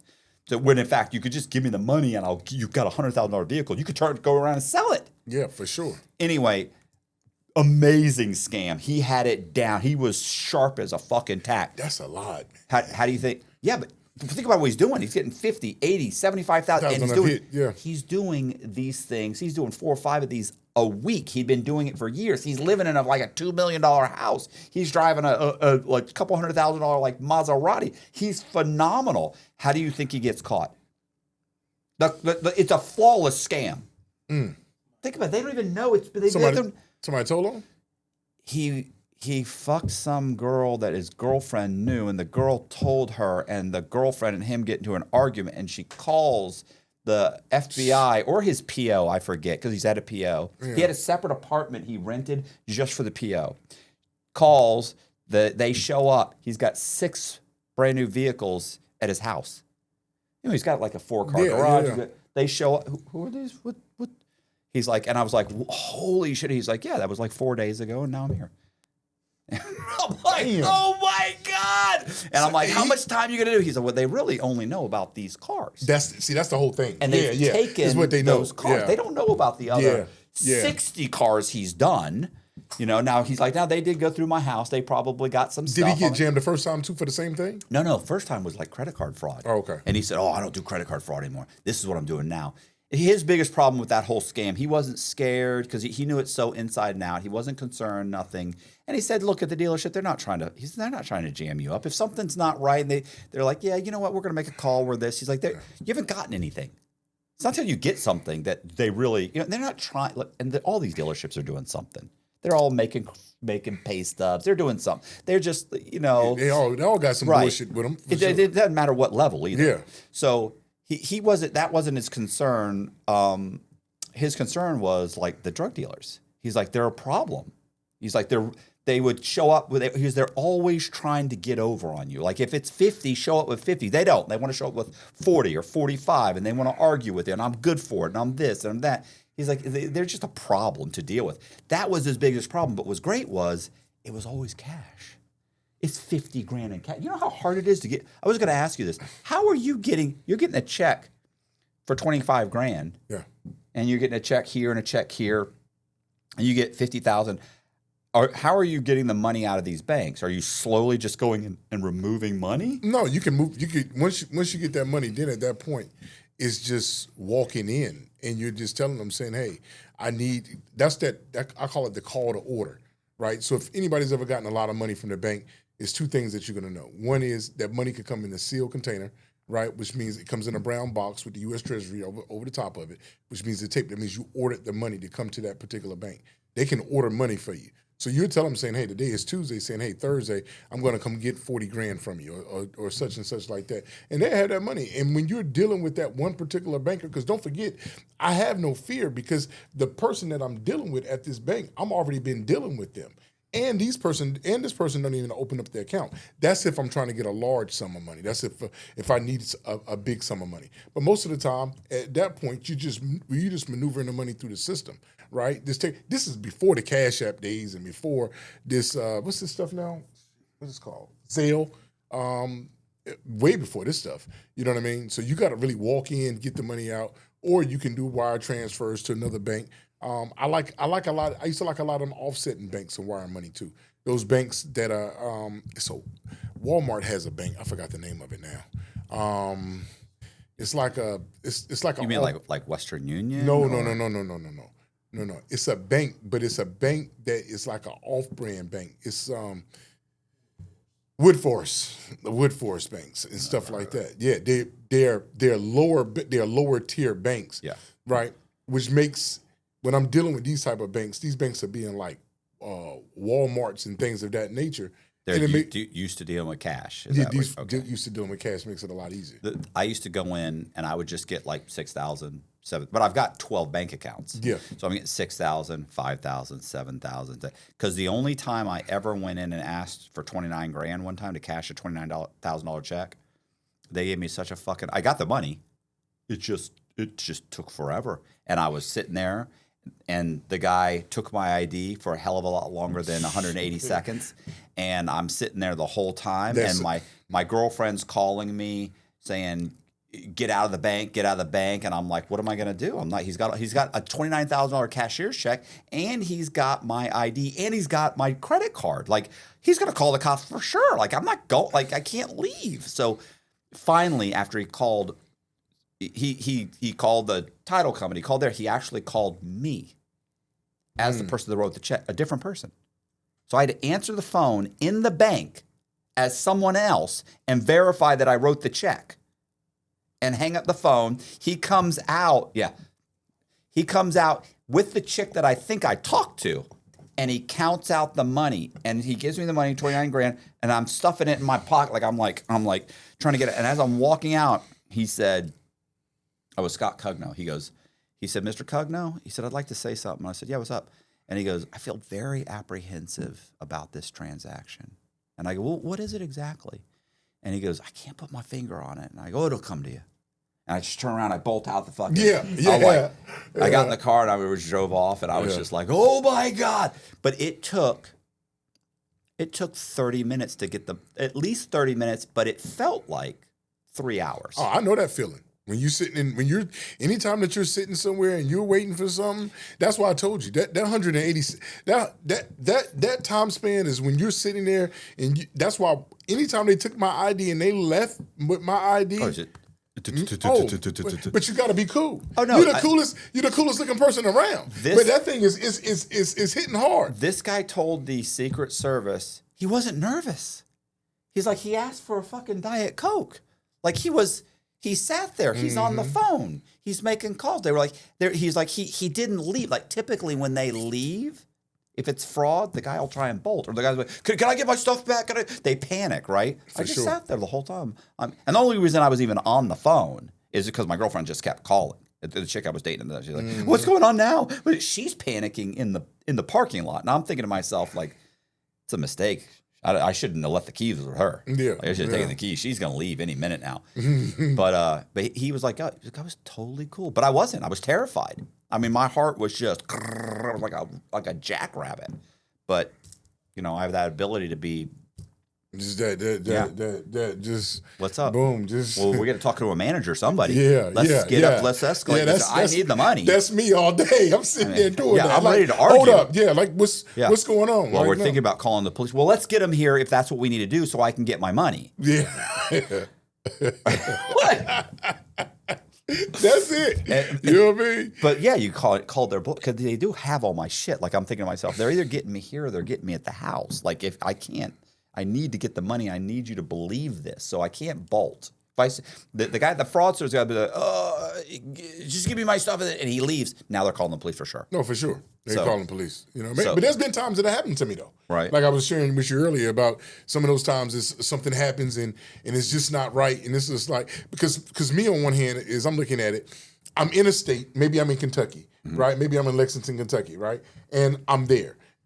But when this stuff is happening, I gotta go, but I'm not really caring. I'm not from the area, right? For one, although it's my face on the ID, it is my face on the ID. Yeah. But that name, that other stuff is no identifying factor to me unless something else happens and they can add a 1 + 1 to that and move forward from that way. But if it doesn't have my stuff on it, what I'm always talking about too is this is 15 years ago. You know what I mean? Yeah. So there's no CSI. They're not they're not scanning the ID. It's just some person who looked at the ID and they got some still shot photos of you from 35 feet away on a black and white camera. Yeah. A shitty 320. What is it? 320p. What is it? Probably like 320 or 480 are the two. Yeah, low 320 or 4. Like that thing's so grainy. They're not going to get you from that. No, not at all. So, but now I don't know about now. Yeah, they got this. I don't feel good now. Now it's probably 6K, and they can tell if you had a pimple. You know what scares me now? Blast. What scares me now is it's not the people. It's the fact that cell phones are on everything, and people always are filming, right? Mm-hmm. And so when you start to see stuff like that, it's like you don't even have to worry about a Ring camera or a camera here in the bank or anything of that nature. You got to worry about Susie, who's Miss Susie, who's just filming. You know what I mean? It's taken all the fun out of fraud. Really, to be honest, it really has. You know what I said about fraud when it was time to retire from fraud. When the dope boys came over to the fraud game. Yeah. When the dope boys came over to the fraud game, I'm like, man, listen, stay over there with your dope, man. Keep over there with the dope, man. We over here with fraud. We over here with fraud. And when they switched the lanes, it's like, oh, you remember the drop, the tax fraud? Yeah. I remember I met a guy in prison, and what was it? I said something. I don't know what we were doing. We were talking to somebody. He was talking to me something. And, we're in line for fucking the chow line. I'm sitting there. Yeah. And he said something, and he goes. I said, I don't know. I've talked to him once. I felt comfortable enough to ask, right? I go, what are you in here for? I said, was it like drugs or something? And he goes, drugs? This is a black guy, right? Yeah. Street guy. Clearly a street guy. He doesn't speak well. He's a street guy. He's got some tats on his neck. I could tell. And I'm like, what was it? I said, drugs? What? And he goes, drugs. He goes, this Cox, nobody's doing drugs. He goes, nobody's selling fucking drugs anymore. And I went, what? I said, what is it? He goes, I'm here for the drop, tax fraud. And I was like, fuck. He's like, yeah, 6.2 million. I was like, fuck, you stole 6.2 million? He's like, fuck yeah. I was like, damn. Yeah, and you just looked at him and you thought, there's no fucking way. There's no way. But everybody was doing it. Yeah, they was killing that one. You know what I mean? Do you remember the tax queen? I know I'm talking too much. Do you remember the tax queen? The one that did all the taxes and stuff? Yeah, I think you had her on the show. I was going to say, I had her on the show. Yeah. Okay. Just thought I'd tell you that. Yeah, which is dope. You know what I mean? And like, even about like in prison, I used to always tell people that never been to prison, I say, the track was everything for us. Like when you go walk that track, and I could be talking, me and you in the same line of work, field or whatever, and me and you be talking on the track, talking about certain stuff. And I said, soon somebody comes up, right, and they're walking with us on the track, and they say, oh, what's a trade line? We'd be like, Oh shit, man. I'll catch y'all later, man. Because you wouldn't want to talk to somebody who doesn't even know nothing about your field. You know what I mean? And that's what a lot of times. It's a whole education process. Oh, for sure. We gotta talk for about 7 or 8 hours before we can even really have a conversation. Oh, for sure. You know what I mean? Because when you get on the track for me in prison was like everything to me. You get on that track and you get to walking around that track. And that's where I'm used to meet a lot of people from different units and stuff from, is on that track. Oh, what's such and such? You can connect with him and just hearing about certain stuff about, oh, okay, this is how this stuff was ran. Because the track was everything. You know what I mean? And just hearing that out. Was it, they'd be telling you something about their fraud and you go, holy shit, yeah. Like I remember my buddy Zach, his biggest problem was getting an account with money in it. Getting the money out of the account wasn't difficult for him, right? Like he had a bunch of ways. You buy this, you sell this, you do this, you buy that. Yeah. He could easily drain the account very quickly. For me, it was getting the money out of the account. I can get you $1 million in the account. The problem is to get $1 million out of the account, I need to go ahead and get 6 or 8 different accounts, and then I need to start pulling that money out of those accounts slowly, and then I have to vary the balances, so I have to send cashier's checks back and forth or wires back and forth. Like, this is going to take me a month to pull this money out. Yeah. But for him, so we had the opposite problems. I can easily get you $1 million in the account. I just have a hard time getting the cash out. He has a hard time finding an account with $1 million. He can easily get the money out. Do you see what I mean? Yeah, for sure. Like you're saying the whole thing with the just ordering like a cash drop or whatever. Like I've never heard of that. Yeah. What I heard was when I first went to go cash that check for the $29,000 or a check. It wasn't even that. It was a check. The person said, I said, can I cash? Like, can I cash a check like this? And they went, not here. Not here. They said you can go to a cash bank or whatever they called it. And I went, what's that? She said, well, there's one on Peachtree. She said, those are the banks that typically, she said, you have to order the funds. If you just, no, she didn't say order the funds. She said, you typically can go in there and they'll cash that check. She says, we don't have that kind of money. Yeah, so she goes, you'd have to tell us first you're coming to get the check and give us a couple days to make sure we have the money here. She says, but you could take that check and just go over there and cash it. Yeah, so that's what I did. Those cash places that do that type of stuff, right? That's when you end up going in the back. I used to do a lot of those. You remember what was they called? Those it was the auto loan joint that I was doing. The auto loan, the conversion loans. Remember those conversion loans where you can actually purchase a vehicle? And then what happens is you'll purchase a vehicle, right? And the bank would actually give you the money for that. The bank would actually give you the money for that vehicle.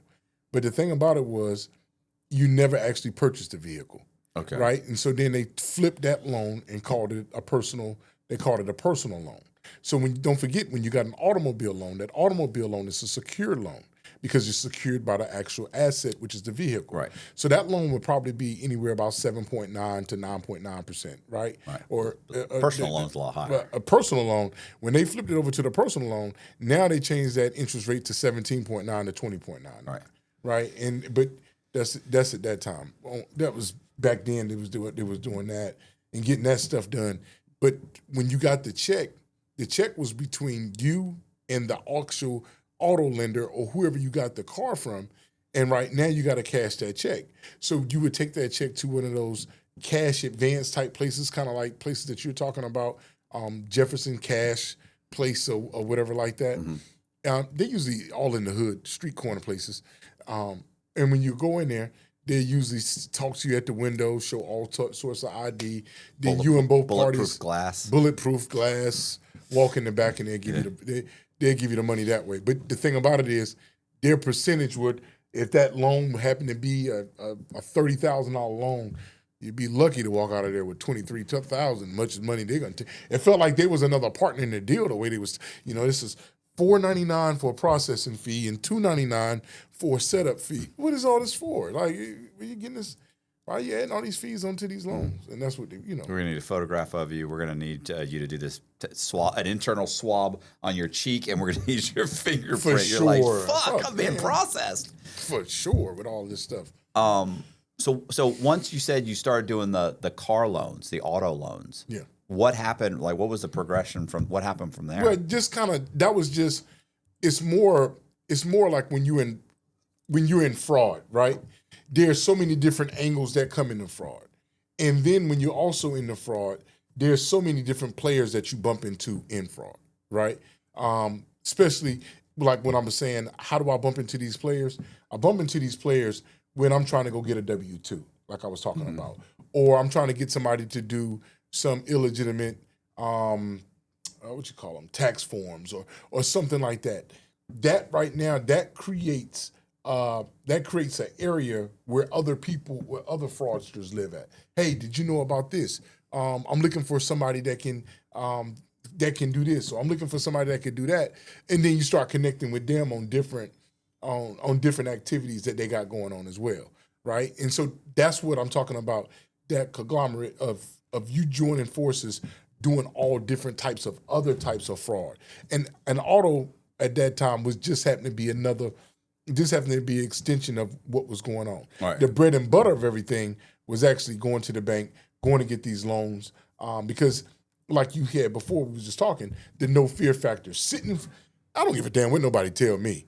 The hardest shit in the world is sitting in front of somebody else in front of as another person in another person's name. Man, that shit's hard, right? And then you got to still be cool, calm, and collective, making sure that the whole process lines itself right. And as you go back, you start to say, hey, now this bank is for that. This bank is for that person. This bank is for this one. This is a nation. I'll take you back to what the hell is like. It's all of these different types of banks that you just got to figure out which way I'm going to go to it and what I'm going to get from it. You get what I'm saying? Right.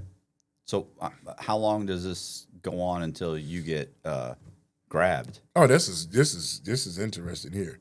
So this is going on after that automobile stuff. That's why that pretty much kind of was the more of the turning curve to how things went south. Because as you know, once something goes left under that demeanor, right, people are trying to get out of their situation, which creates other situations, right? And they got jammed up on the automobile snug. And they say, I know something, right? But I don't know none of this is going on, and I'm still talking to the other party, right? Well, of course. I'm still talking. I don't know. That's part of it. Yeah, I don't know. Just you know what's going on. You're no good to this guy. Yeah. So you're going to stop answering the phone. You're going to go, what? Fake ID? What? I would never. What are you talking about? Yeah, and what's crazy is that when all this stuff is going down, it's like everything is coming in. But now I'm getting into a point now, Matt, where I'm moving still the way that I'm moving, and I'm all in different fields, right? I'm still in different fields and doing different stuff, still trying to make other things happen, such as, hey, being able to incorporate other people into what I got going on, right? Hey, I need you to do such and such. I need you to do such and such. But then when I went to Cleveland, no, I was in Phoenix, right? Never forget this day, ever. It's just like a wild day. I'm in Phoenix, right?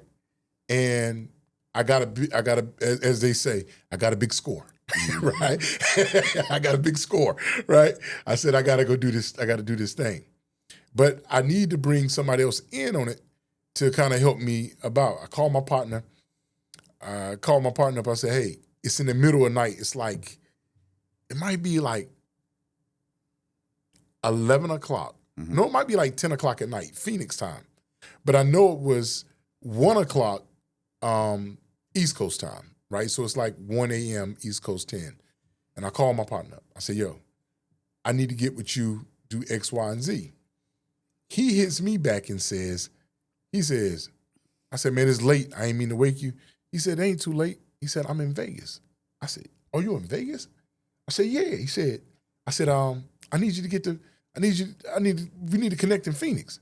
And I tell him, I say, hey, I got the big score. This is the one that's gonna take us out the game. This, that, and the third. The retirement party. You know how we always got that end, right? I call him up. He said, I'm coming. The next day he did come. He came, him, his girl, his baby, they came. We mapped out everything exactly what I'm about to do, about to hit these banks the way that I got to hit them, because there's 3 banks that I got to hit, connections, right? I got an inside plug that's in New York City, right? The inside plug in New York City, which means inside plug means we got an actual banker that is in the, we got an actual banker that is there, right?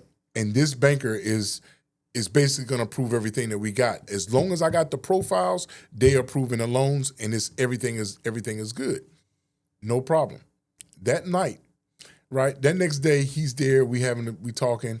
We getting ready to fly out the next morning, right? Stay with me that night. I call my brother, the same one that you see right now, right? I call him, right? And I told him, right? I told bro, I said, hey, I think I'm about to do this one, this X, Y, and Z. He said, something about this trip don't feel right. I got off the phone with him and said, he's hating ass. He hating like hell, right? He hating, you know what I'm saying? So anyway, I take the trip. We get to Columbus. I'm gonna tell you where the city was. I get to Columbus, but when I get to Columbus, the computers are changed now. I'm missing my hard drive. I got to get my hard drive to get to New York because I got a bunch of files on here.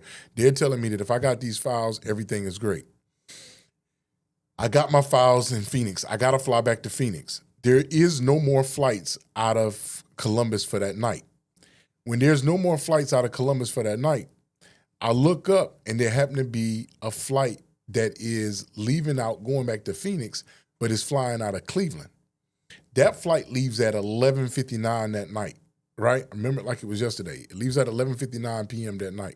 If you sleep hot at night, you know how disruptive that can be. Whether you're having trouble falling asleep, you're waking up sweating in the middle of the night, or all of the above. That's where GhostBed can help. As the makers of the coolest beds in the world, GhostBed is your go-to for cooling mattresses, cooling pillows, and cooling bedding. From their signature Ghost Ice fabric to patented technology that adjusts to your body's temperature, every Ghost Bed mattress is designed with cooling in mind. So whether you want a plusher mattress that cushions your shoulders and hips, or a firm option with exceptional support, your Ghost Bed will keep you cool and comfortable all night long. When you purchase a Ghost Bed mattress, your comfort is guaranteed. You can try out your mattress for 101 nights, risk-free, to make sure it's the right fit for you. Plus, they offer free shipping, and most items are shipped within 24 hours. If you're not sure which Ghost Bed is right for you, check out their mattress quiz. You'll answer a few questions and get a personalized recommendation. Just visit ghostbed.com/Cox and use code Cox at the checkout.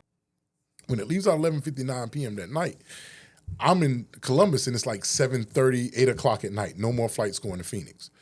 I said, damn. This trip to go to Cleveland is 2 hours away. I got to get there so I catch this flight. I incorporate somebody else with me to take this trip down to Cleveland. When I take that trip down to Cleveland, we get pulled over, got all that kind of stuff that's going on, airport stuff, all that stuff that's going on.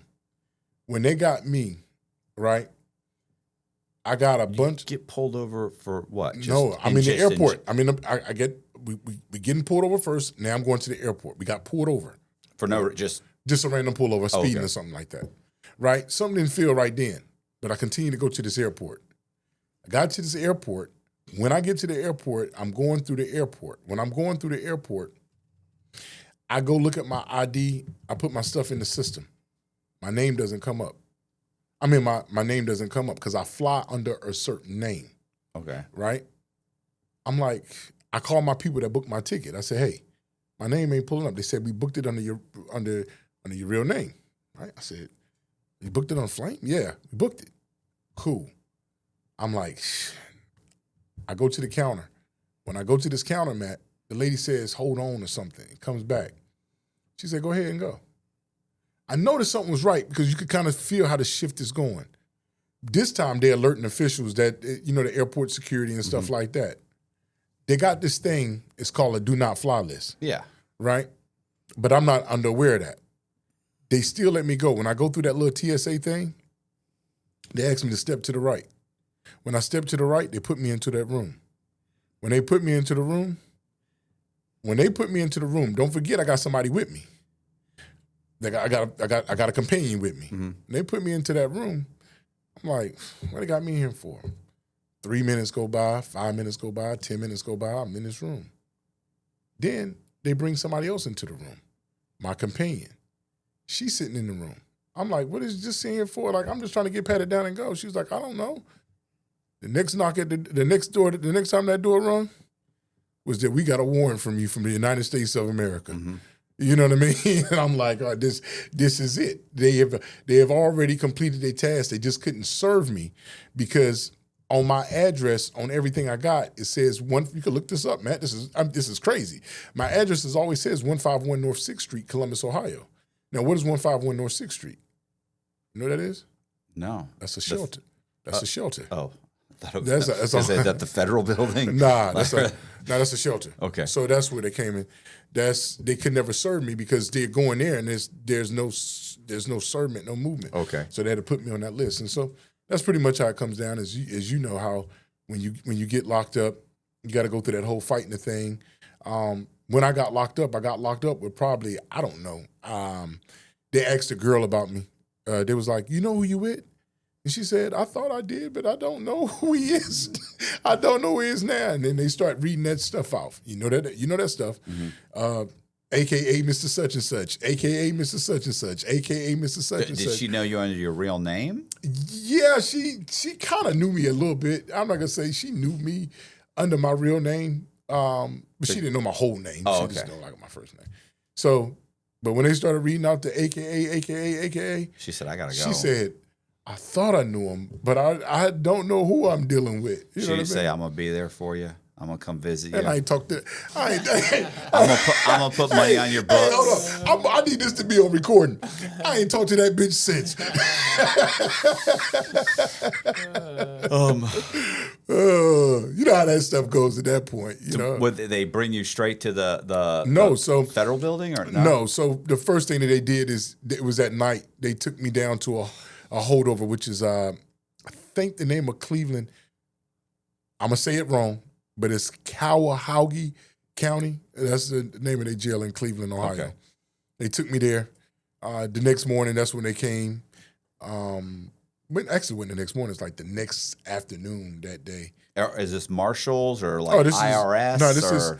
This is when I got locked up. I got locked up with Secret Service. Okay.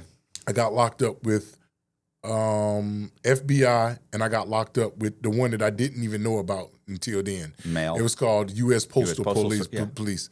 Yeah. There's just like the FBI. But they got guns and everything. Yeah, but I didn't even know. The postal had police. Yeah. You know what I mean? And they put me in the back of that Yukon or whatever. What's the thing? The Yukon or the I don't know. That's before SUV or one of them big SUVs. Big black SUV. Yeah. And then they bring you down and they put you in handcuffs. And put you in handcuffs. They run you through the whole system and they do the cheek swab and they scan your hands. Yeah. And they and then from that point, then they took me from there. Ended up going to because my case is out of DC.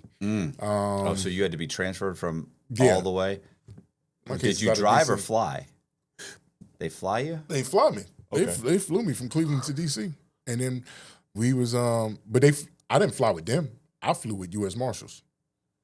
Yeah. Of course. Yeah. They didn't fly with them. They flew with U.S. Marshals, and that's when I remember it hit me when I was in that SUV with that lady. She was just like, "Why didn't you just do this stuff Why didn't you just do your stuff yourself?" And I'm like, "Man, What, schedule your own tickets? No, she was like, why didn't I just do my crime myself? Like, why involve so many people? Yeah, why did I, in a nutshell is, instead of me stealing identities, right? And I always got to make sure I own up to it. And I never, at no point in time I'm not one of those people that come on places and try to like, almost like a glorify crime. Mm-hmm. You know how you catch people sometimes they do that? Like, right. I'm the baddest motherfucker around. You can't beat my crime. That shit's weak to me.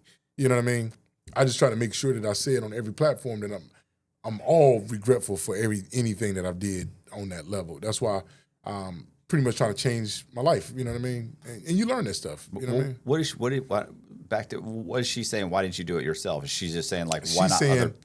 She's saying when I was getting these loans out on Right. these other people and creating these other businesses, why didn't I just do it on myself as a on yourself? I thought you meant just do it yourself, like by yourself. Yeah. Oh, okay, you meant on your own. Okay. Yeah. So how much time were you looking at? What was the dollar amount that they attached to you? That 3-point-something million. Okay. And then what was it? Was it just was it like bank fraud, conspiracy to commit bank fraud, wire line, all of it, right? I'm gonna give you the charges. The slew. Bank fraud, wire fraud, money laundering, identity theft. Was it aggravated identity theft? Aggravated identity theft. 2 extra years. Yeah, you know how it go. Trying to get something to run consecutive and concurrent with them, and it don't work. You know what I mean? Were you already? Did you already have priors? Like, were you in category 1? No, I wasn't in category 1. I forgot what I was in. Might have been in category 2 or 3, down to like, don't quote me on that scale, but it might have been like a 20, 26, 27 and Right. and stuff like that. And then it was a whole lot. Like my case was, one is I didn't get out of prison. I didn't get out. I know I didn't get a bond. Yeah. Right, and I tried to get a bond. You have aggravated identity. You have identity. You got to theft. keep reminding me, man. Yeah, I mean you got to keep. That was the whole thing. When I went to that court, that first appearance when you go try to get that bond, and when that prosecutor come in there and say, this guy got caught on him at the time of the arrest with a certain amount of IDs. Yeah. And then this guy has the capability of being they anybody he wants. They at tell the any judge time. he leaves. We're never seeing him again. AKA John That so-and-so, takes away. AKA Billy so-and-so, AKA they're like, there's 14 of them. Like, we're never seeing this guy again. If you let him leave, Your Honor, which is probably not true. Yeah. He might come back. I'm glad you believe in me, man. I mean, you might once I put some money aside, make sure somebody's gonna put money on my books, make sure I got some money left over, make sure sell off all my shit. Like, I'll probably come back if it's only a few years. I mean, they're saying it's 15 years, like, no, you're gonna have to come get me. Like, how? But you're 24, category 3. No, it's like 20. It's like 8 years. No, I got 5. I ended up doing like 63. They gave me 63 months on that. You know how that go. Yeah. I would have lost that one. Yeah. On the I was thinking about that. We have a guessing game. We have a podcast. A game where we guess. Oh, do you? How much time somebody gets. So I'll talk to you off camera about that. I want to find out about the other one. Yeah, we have an FBI agent. He comes and he gives me a scenario, and then when he tells me the whole scenario, then he says, "How much time does this guy get?" And I'm like, "Fuck." Sophisticated means. You start going through the whole thing, and it's like, and then I have to be within 20%. Yeah. Yeah, we got to change that. That's some bullshit. 20%. That gave me that 2 point. The only thing I was mad about, just to be honest, I was mad about that 2-point enhancement they gave me about mastermind. What was that shit? What was that called? It was a 2-point enhancement on. Is it a mastermind crime or something? Or sophisticated crime? Sophisticated means. Yeah. It is I mean, sophisticated means. What else would be sophisticated means if not aggravated identity theft, bank fraud? With the only other sophisticated means crime that I can, and they hit it with a lot people that don't deserve it, but this crime definitely deserves it, because the only thing I could think of, like stock fraud, like what other sophisticated means are there other than being able to convince a bank to give money to someone that is not that person? This is extremely sophisticated to be able to walk into a bank, hand them a bunch of fake documents, and have them hand you a check for $250,000. You got and thank you, and say they thank you for ripping them off. Man, you make me feel less than. I mean, man.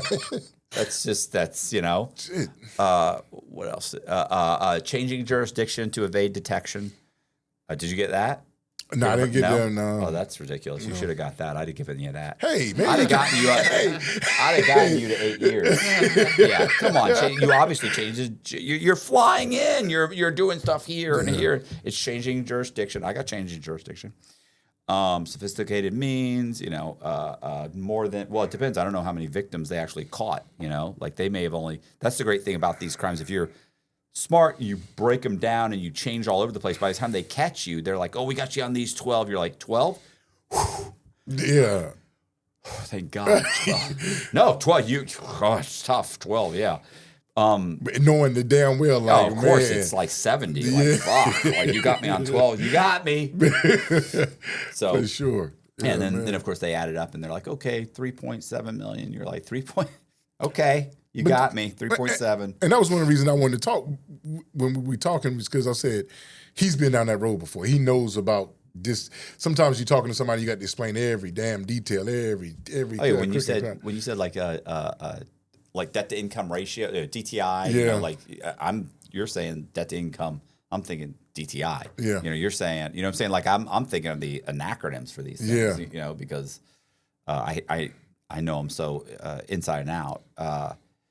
But I spent a lot of time teaching. So right. So now since I spent a lot of time teaching, and even in prison when I was talking to our friend Bubba earlier, one of the things is he was telling me, he was like, Matt was teaching in inside too. And I was like, oh, because I was teaching credit classes. No, I was teaching real estate. No, you was teaching the real. You was teaching the real. I give a very basic understanding of credit. Like I don't go into. I don't talk about I talk about just the bureaus and how to build it. How to go from nothing. Like these guys are walking out because they've been locked up 9 years. You got no credit, which is like a great position to be in. You go. I tell them, here's what you do: get the 3 secure credit cards, make the payments, keep them below 30%.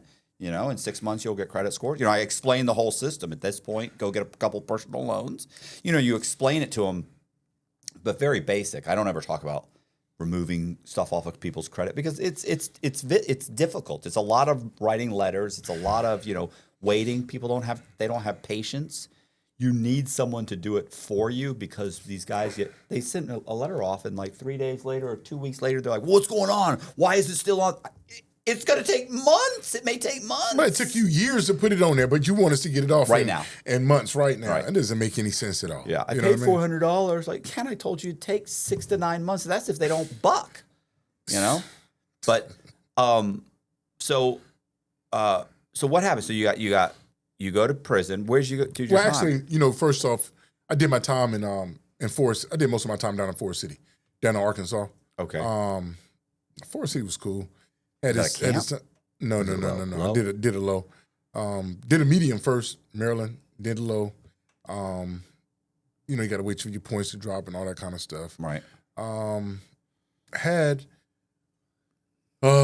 Prison was one hell of a journey. I could just tell you that. From the time that you walk in to the time that you get out, every day. Grateful for a lot of people that I met in the joint. But like I said, when I got out, that was one of the main things, is making sure that I began to teach in the joint. And it started off with me just talking on the yard, talking loud, right? And we having a conversation. And we're talking about something, and as you know, them nosy people, right? Because they one to stand around, another one stand around, and next thing you know, you got a crowd of people, and you're just talking to them about it. And then to a point where they petition you to get a class, so you can kind of teach the class inside the joint. Taught the class inside the joint. ACE courses. Yeah, right. And you teach it inside, and it gets to that point where you starting to see that they taking action. Like you were saying, the letters, they're doing this stuff. They got enough time inside the joint. So they could do the letters. I'm teaching them about that because I only dealt with people that had a means of getting money on the outside.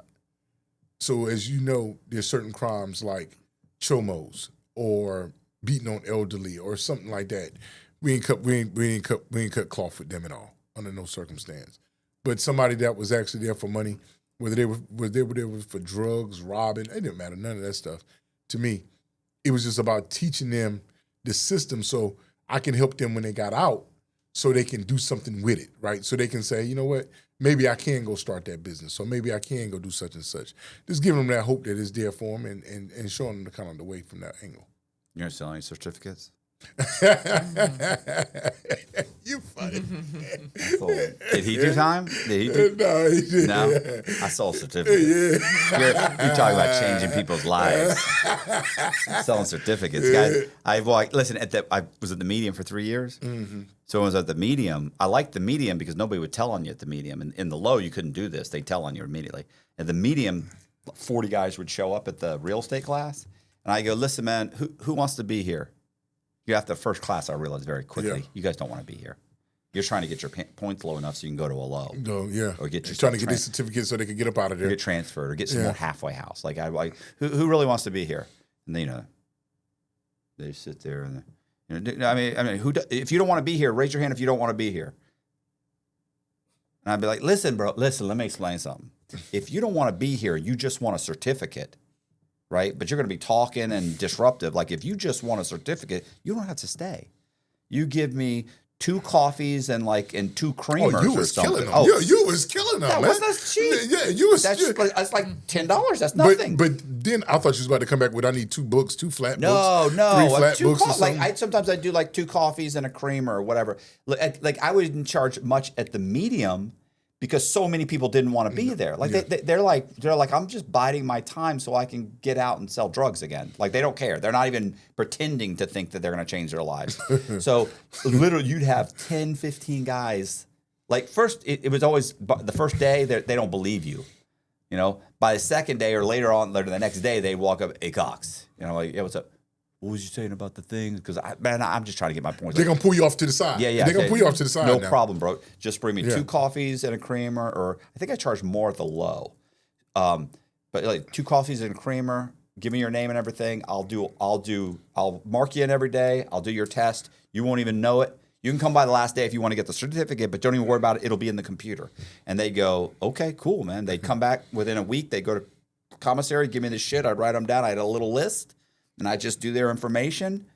I do the whole, sign them in, everything. And then at the end, and listen, I never bought coffee or creamer. I had so much coffee and creamer. And then when I went to the Low. You was like me with peanut butters. Yeah. You said, that's all I used to eat. Yeah. I said, man, bring me jams of peanut butter, flat books. But they're not paying, but I'm just going to say, they're not paying you. Mm-mm. They're not paying you to do these classes. It's really just passing the time. So, and 2, I don't want you guys here. You don't want to be here. You're disruptive. I don't need you here. So, and honestly, my classes, by the time I taught it a few months, there were people standing up in the classes. So it's like, okay, I got 6 or 7 extra guys who want to stand in the back of the class. So you guys don't want to be just leave. Leave, I'll get you your shit. You don't need to show up here. For sure. So, and then these guys can sit down. So the class still looked full.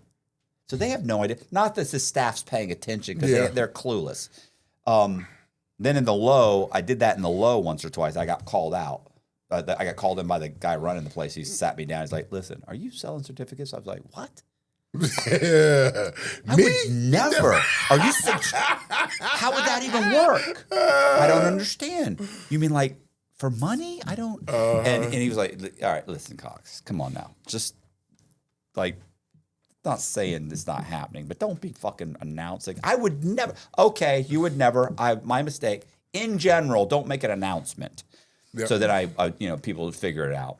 And then, but I taught the real estate class. I like teaching them real estate. It was great. And everybody gets to know you, and you know everybody. And then you're the main guy. Yeah, on the compound. Everybody knows you, man. Yeah, it's cool. Everybody knows you. And I taught GED, too. That was cool. But you was the dog then. If you taught GED, you was the man. Everybody knew GED, man. Everybody liked me. Well, no, there were several of us. There was almost 2,000 people in the Low. There's 1,600 in the Medium, but it's 1,800 to 2,000 people in the Low at Coleman. So you went to the Medium and the Low there? Yeah. I was at the Medium for 3 years, and then I went to the Low. Did you ever go to the camp? No, never went to the camp. I never went to the camp. It's not that I didn't have the points. I know you look at me and you think, tough guy. I was like, you think tough guy. Yeah, is that what you're thinking? Yeah. Man, you think, Cox is lucky his points were low enough to go to the camp. I could tell. He was stabbing people, was working shit down. No. But, I didn't go to the camp because at that time, the Coleman's camp, because Coleman has 2 pens, a medium, a low, and a camp.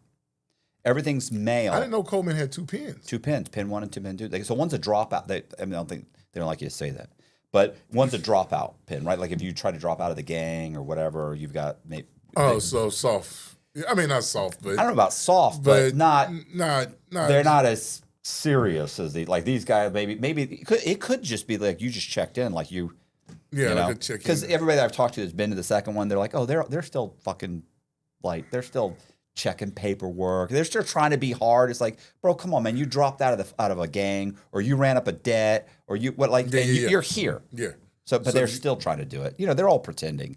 So 2 pins, a medium, and a low. And the camp was a woman's camp at the time. So I can't go to the camp. It's not a camp. It's a male camp now. Yeah. After COVID, they made it male. So the closest camp I could go to was in Miami.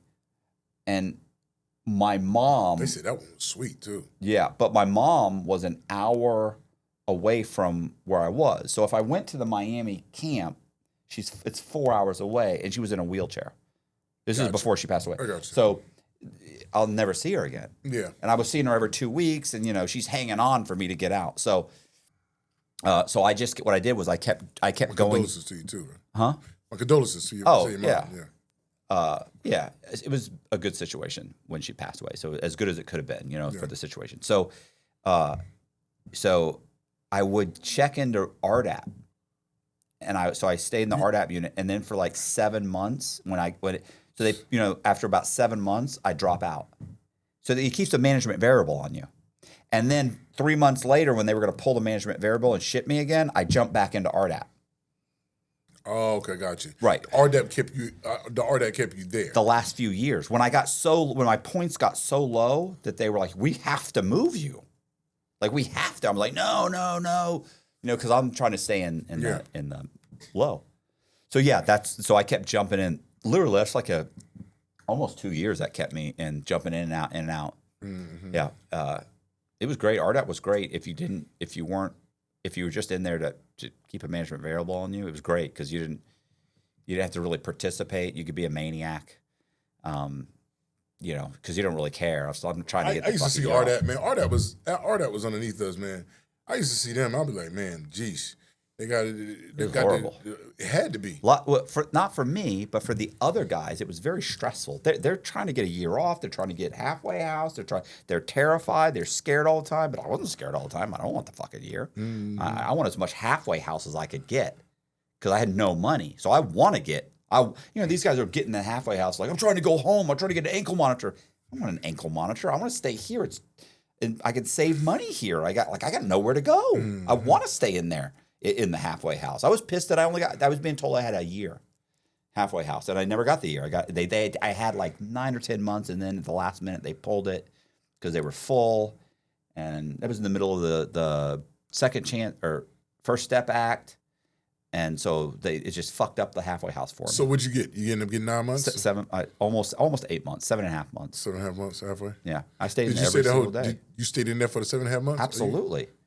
This is because they don't charge. Like now they don't charge you to stay. Yeah. Well, they did then. They took 20% of my pay, and everybody hated that. But here's the problem: where was I going to go that I could live for 25% of my pay? They fed me 3 times a day. I had a bed. I worked 70 hours a week. I was never there. I left in the morning. I got back at like 8 or 9 o'clock at night. I stayed at a gym. I worked at a gym 6 days a week. Mm-hmm. I spent Sunday there just doing bullshit, laundry, whatever. So you was gone for most of the day anyway. So I'm most of the day. And the guy at the gym I worked at, a friend of mine owned the gym, so he's running interference. So if I have to leave for 3 hours, he got you. He's got me. Yeah. You got something good. You got something good. And after a month or two in the halfway, they know this guy's no fucking problem. Like you don't have to check. Yeah, this guy. you know instantly. Yeah, you know what I mean. When you go to a halfway house, you'll see what's going on. Yeah, you know the trouble. The guys for that sure. Trying to meet their girl in the parking lot next door with an ankle monitor on. It's like, what are you doing, bro? You told these people. You think they're not checking your ankle monitor? You think you didn't go to Walmart? You never left the parking lot next door. And now you're crying because hey, you believe they're sending me back? Yeah, you're banging your girl. Get your ass up out of here. They come back around for that. You couldn't wait. You waited 10 years. You couldn't wait a few more months. Or the guys that get high on the way to the halfway house, knowing you about to get drug tested when you get to. They get there and they're like, "What? You're telling me in your 8 years in prison, nobody ever mentioned, by the way, on your way to the halfway house. How many people did we Don't see? get fucked up. How many people did we see come back? That used to kill me. They'd always like shocked. It was always like, can you believe they're doing this to me? Yes, I can. For sure. So I used to always say that the programs and stuff at the prison that they would try and do, the inmates always ruined it. Like every time they tried to do something for the inmates, they ruined it. The inmates ruined it every time. Not that the guards aren't assholes and douchebags and the administration. Sometimes a lot of them cause it too, especially when the guards. Sometimes guards ain't fucking with folks. They just want to kind of do their 8 and get off. Those are the guards I like. Yeah, you're just trying to do their 8 and trying to get on about their way. Yeah, they don't care. Yeah, and then the other one's just like, bro, I get it. You about to get everybody shook down because of X, Y, and Z, bro. Like, it's dumb. Oh no, you causing the problems. Right. You know what I mean? So many problems. So fucking douchebags. I just can't go back. It's funny. It wouldn't even be the going. I mean, if I wasn't married and I wouldn't miss my wife, I wouldn't really care about going. It's just dealing with these fucking jerk offs. Mine is it'll put me around people that I would normally have no conversation with. That's what I'm saying. I don't have anything to talk to you about. I don't. Although I did meet some good people. I met. You're always gonna meet some good people. Yeah, it's always some good people at a bunch. But it's funny. Like I was gonna say, Zach's one of them. My buddy Zach, who keeps going. By the way, he's been out for 5 years. Kind of. He keeps going back. He keeps getting arrested for fraud. Goes to jail. You know what I'm talking? He goes to jail for a year, gets everything dropped, whatever, gets back out, put it back on probation. Is it new cases or is it? Oh, these are all new cases. What? But they keep, they don't have this, they don't have that. They drop this, they drop that. He's back in, and then he gets picked up on another bunch of stuff. And he's like, those statute of limitations is up on those 3 years. It's like 3 years you've been out. Like, what, you do that like 2 days after you got out? You're out 3.5 years. Like, what do you? And he just, he's in right now. But he'll be out in a couple months, and it's like, well, you just love it in there, don't you? You ever did this podcast? Huh? You ever did a podcast with Zach? Yes. Yeah. He's hilarious. He's like a favorite. Like, people in the comments are like, "Where's Zach? Where's Zach?" They love him. They love him. We got him his own. We started his own YouTube channel for him. Love it. And got it monetized within like a month, 30 days. which is like not heard of. Mm-hmm. Because to try to get him to do this and just do the right thing, and he just. And he's, by the way, he's like off the category. Like the charge when I met him was, let me put, this is how much his judge couldn't stand him, and how he's off the chart from the categories, criminal category, off the chart. So I mean, if they had a 12, he'd be on 12. So he's a category 6 off the rip. Over. He can't go any higher. Like you get to 6 and then it stops and it goes. Is it 6 or 7? 8? I think it's 7. 7. But he's all. And he's got every enhancement. So literally, he got 16 years for an $80,000. For $80,000. That's how many. That's crazy. A charge that should have gotten him even 12 months. If max. that, maybe could be 2 or 3 years probation, if it was his first time. Yeah, for sure. But that's how bad. Yeah, it's anyway. Really irritated. So. But he this is a horrible thing to say after just saying that, but he is a great guy. He's hilarious. He's funny. Mm-hmm. He's gregarious. You love being around him. He's amazing, super smart. Can't stop committing fraud. But yeah, him, Pete. I mean, I met a bunch of guys, a bunch of just amazing individuals in there. I've met a bunch of guys that I've had on the program, and some of them have been on the program and gone right back to prison. On the program and then went back to prison? They've been on the program and they're 6 months later, they're in prison or whatever. Yeah. Oh, just for more crimes, not because of the program. I'm about to say, Matt, what you got going on? Yeah. Did you write any books? Bro, there we go. Right here. What? What are we talking That's about? Crazy. Man, I got 3 of them, matter of fact. Those. Are they about credit? All of them, man. Come on, man. What you talking about, Matt? We got the personal. I got 3. The other one's over there somewhere. I got the personal credit, I got a business credit, and I got the credit card. So we wrote 3 different books. Did you open like a credit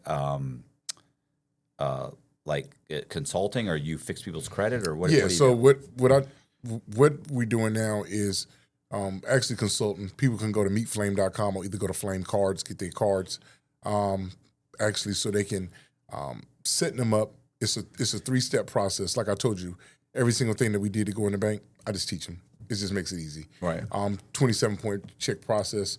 First is fixing your personal credit. After your personal credit, do all your business stuff, and then we'll get you to your credit cards. And like you was just saying, like how you started your crew off, you was like, hey, get these 3 secured cards, right?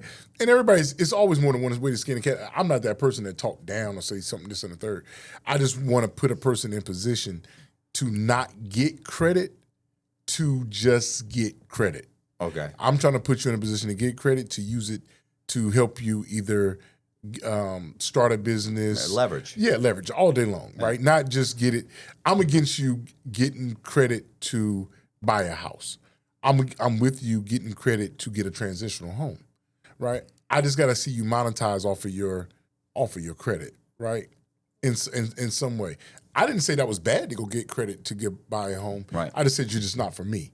I like to deal with people who want large amounts of money, $150,000 or more, and I take them through that 27-point checklist to being able to get it. And everything that we talked about today, my trials, my tribulations have all gone up to putting these things in books. As you know, when you sit in the inside, you say, what am I going to do when I get out? Mm-hmm. I said that, hey, I'm going to write these books. And I came home and I actually did that.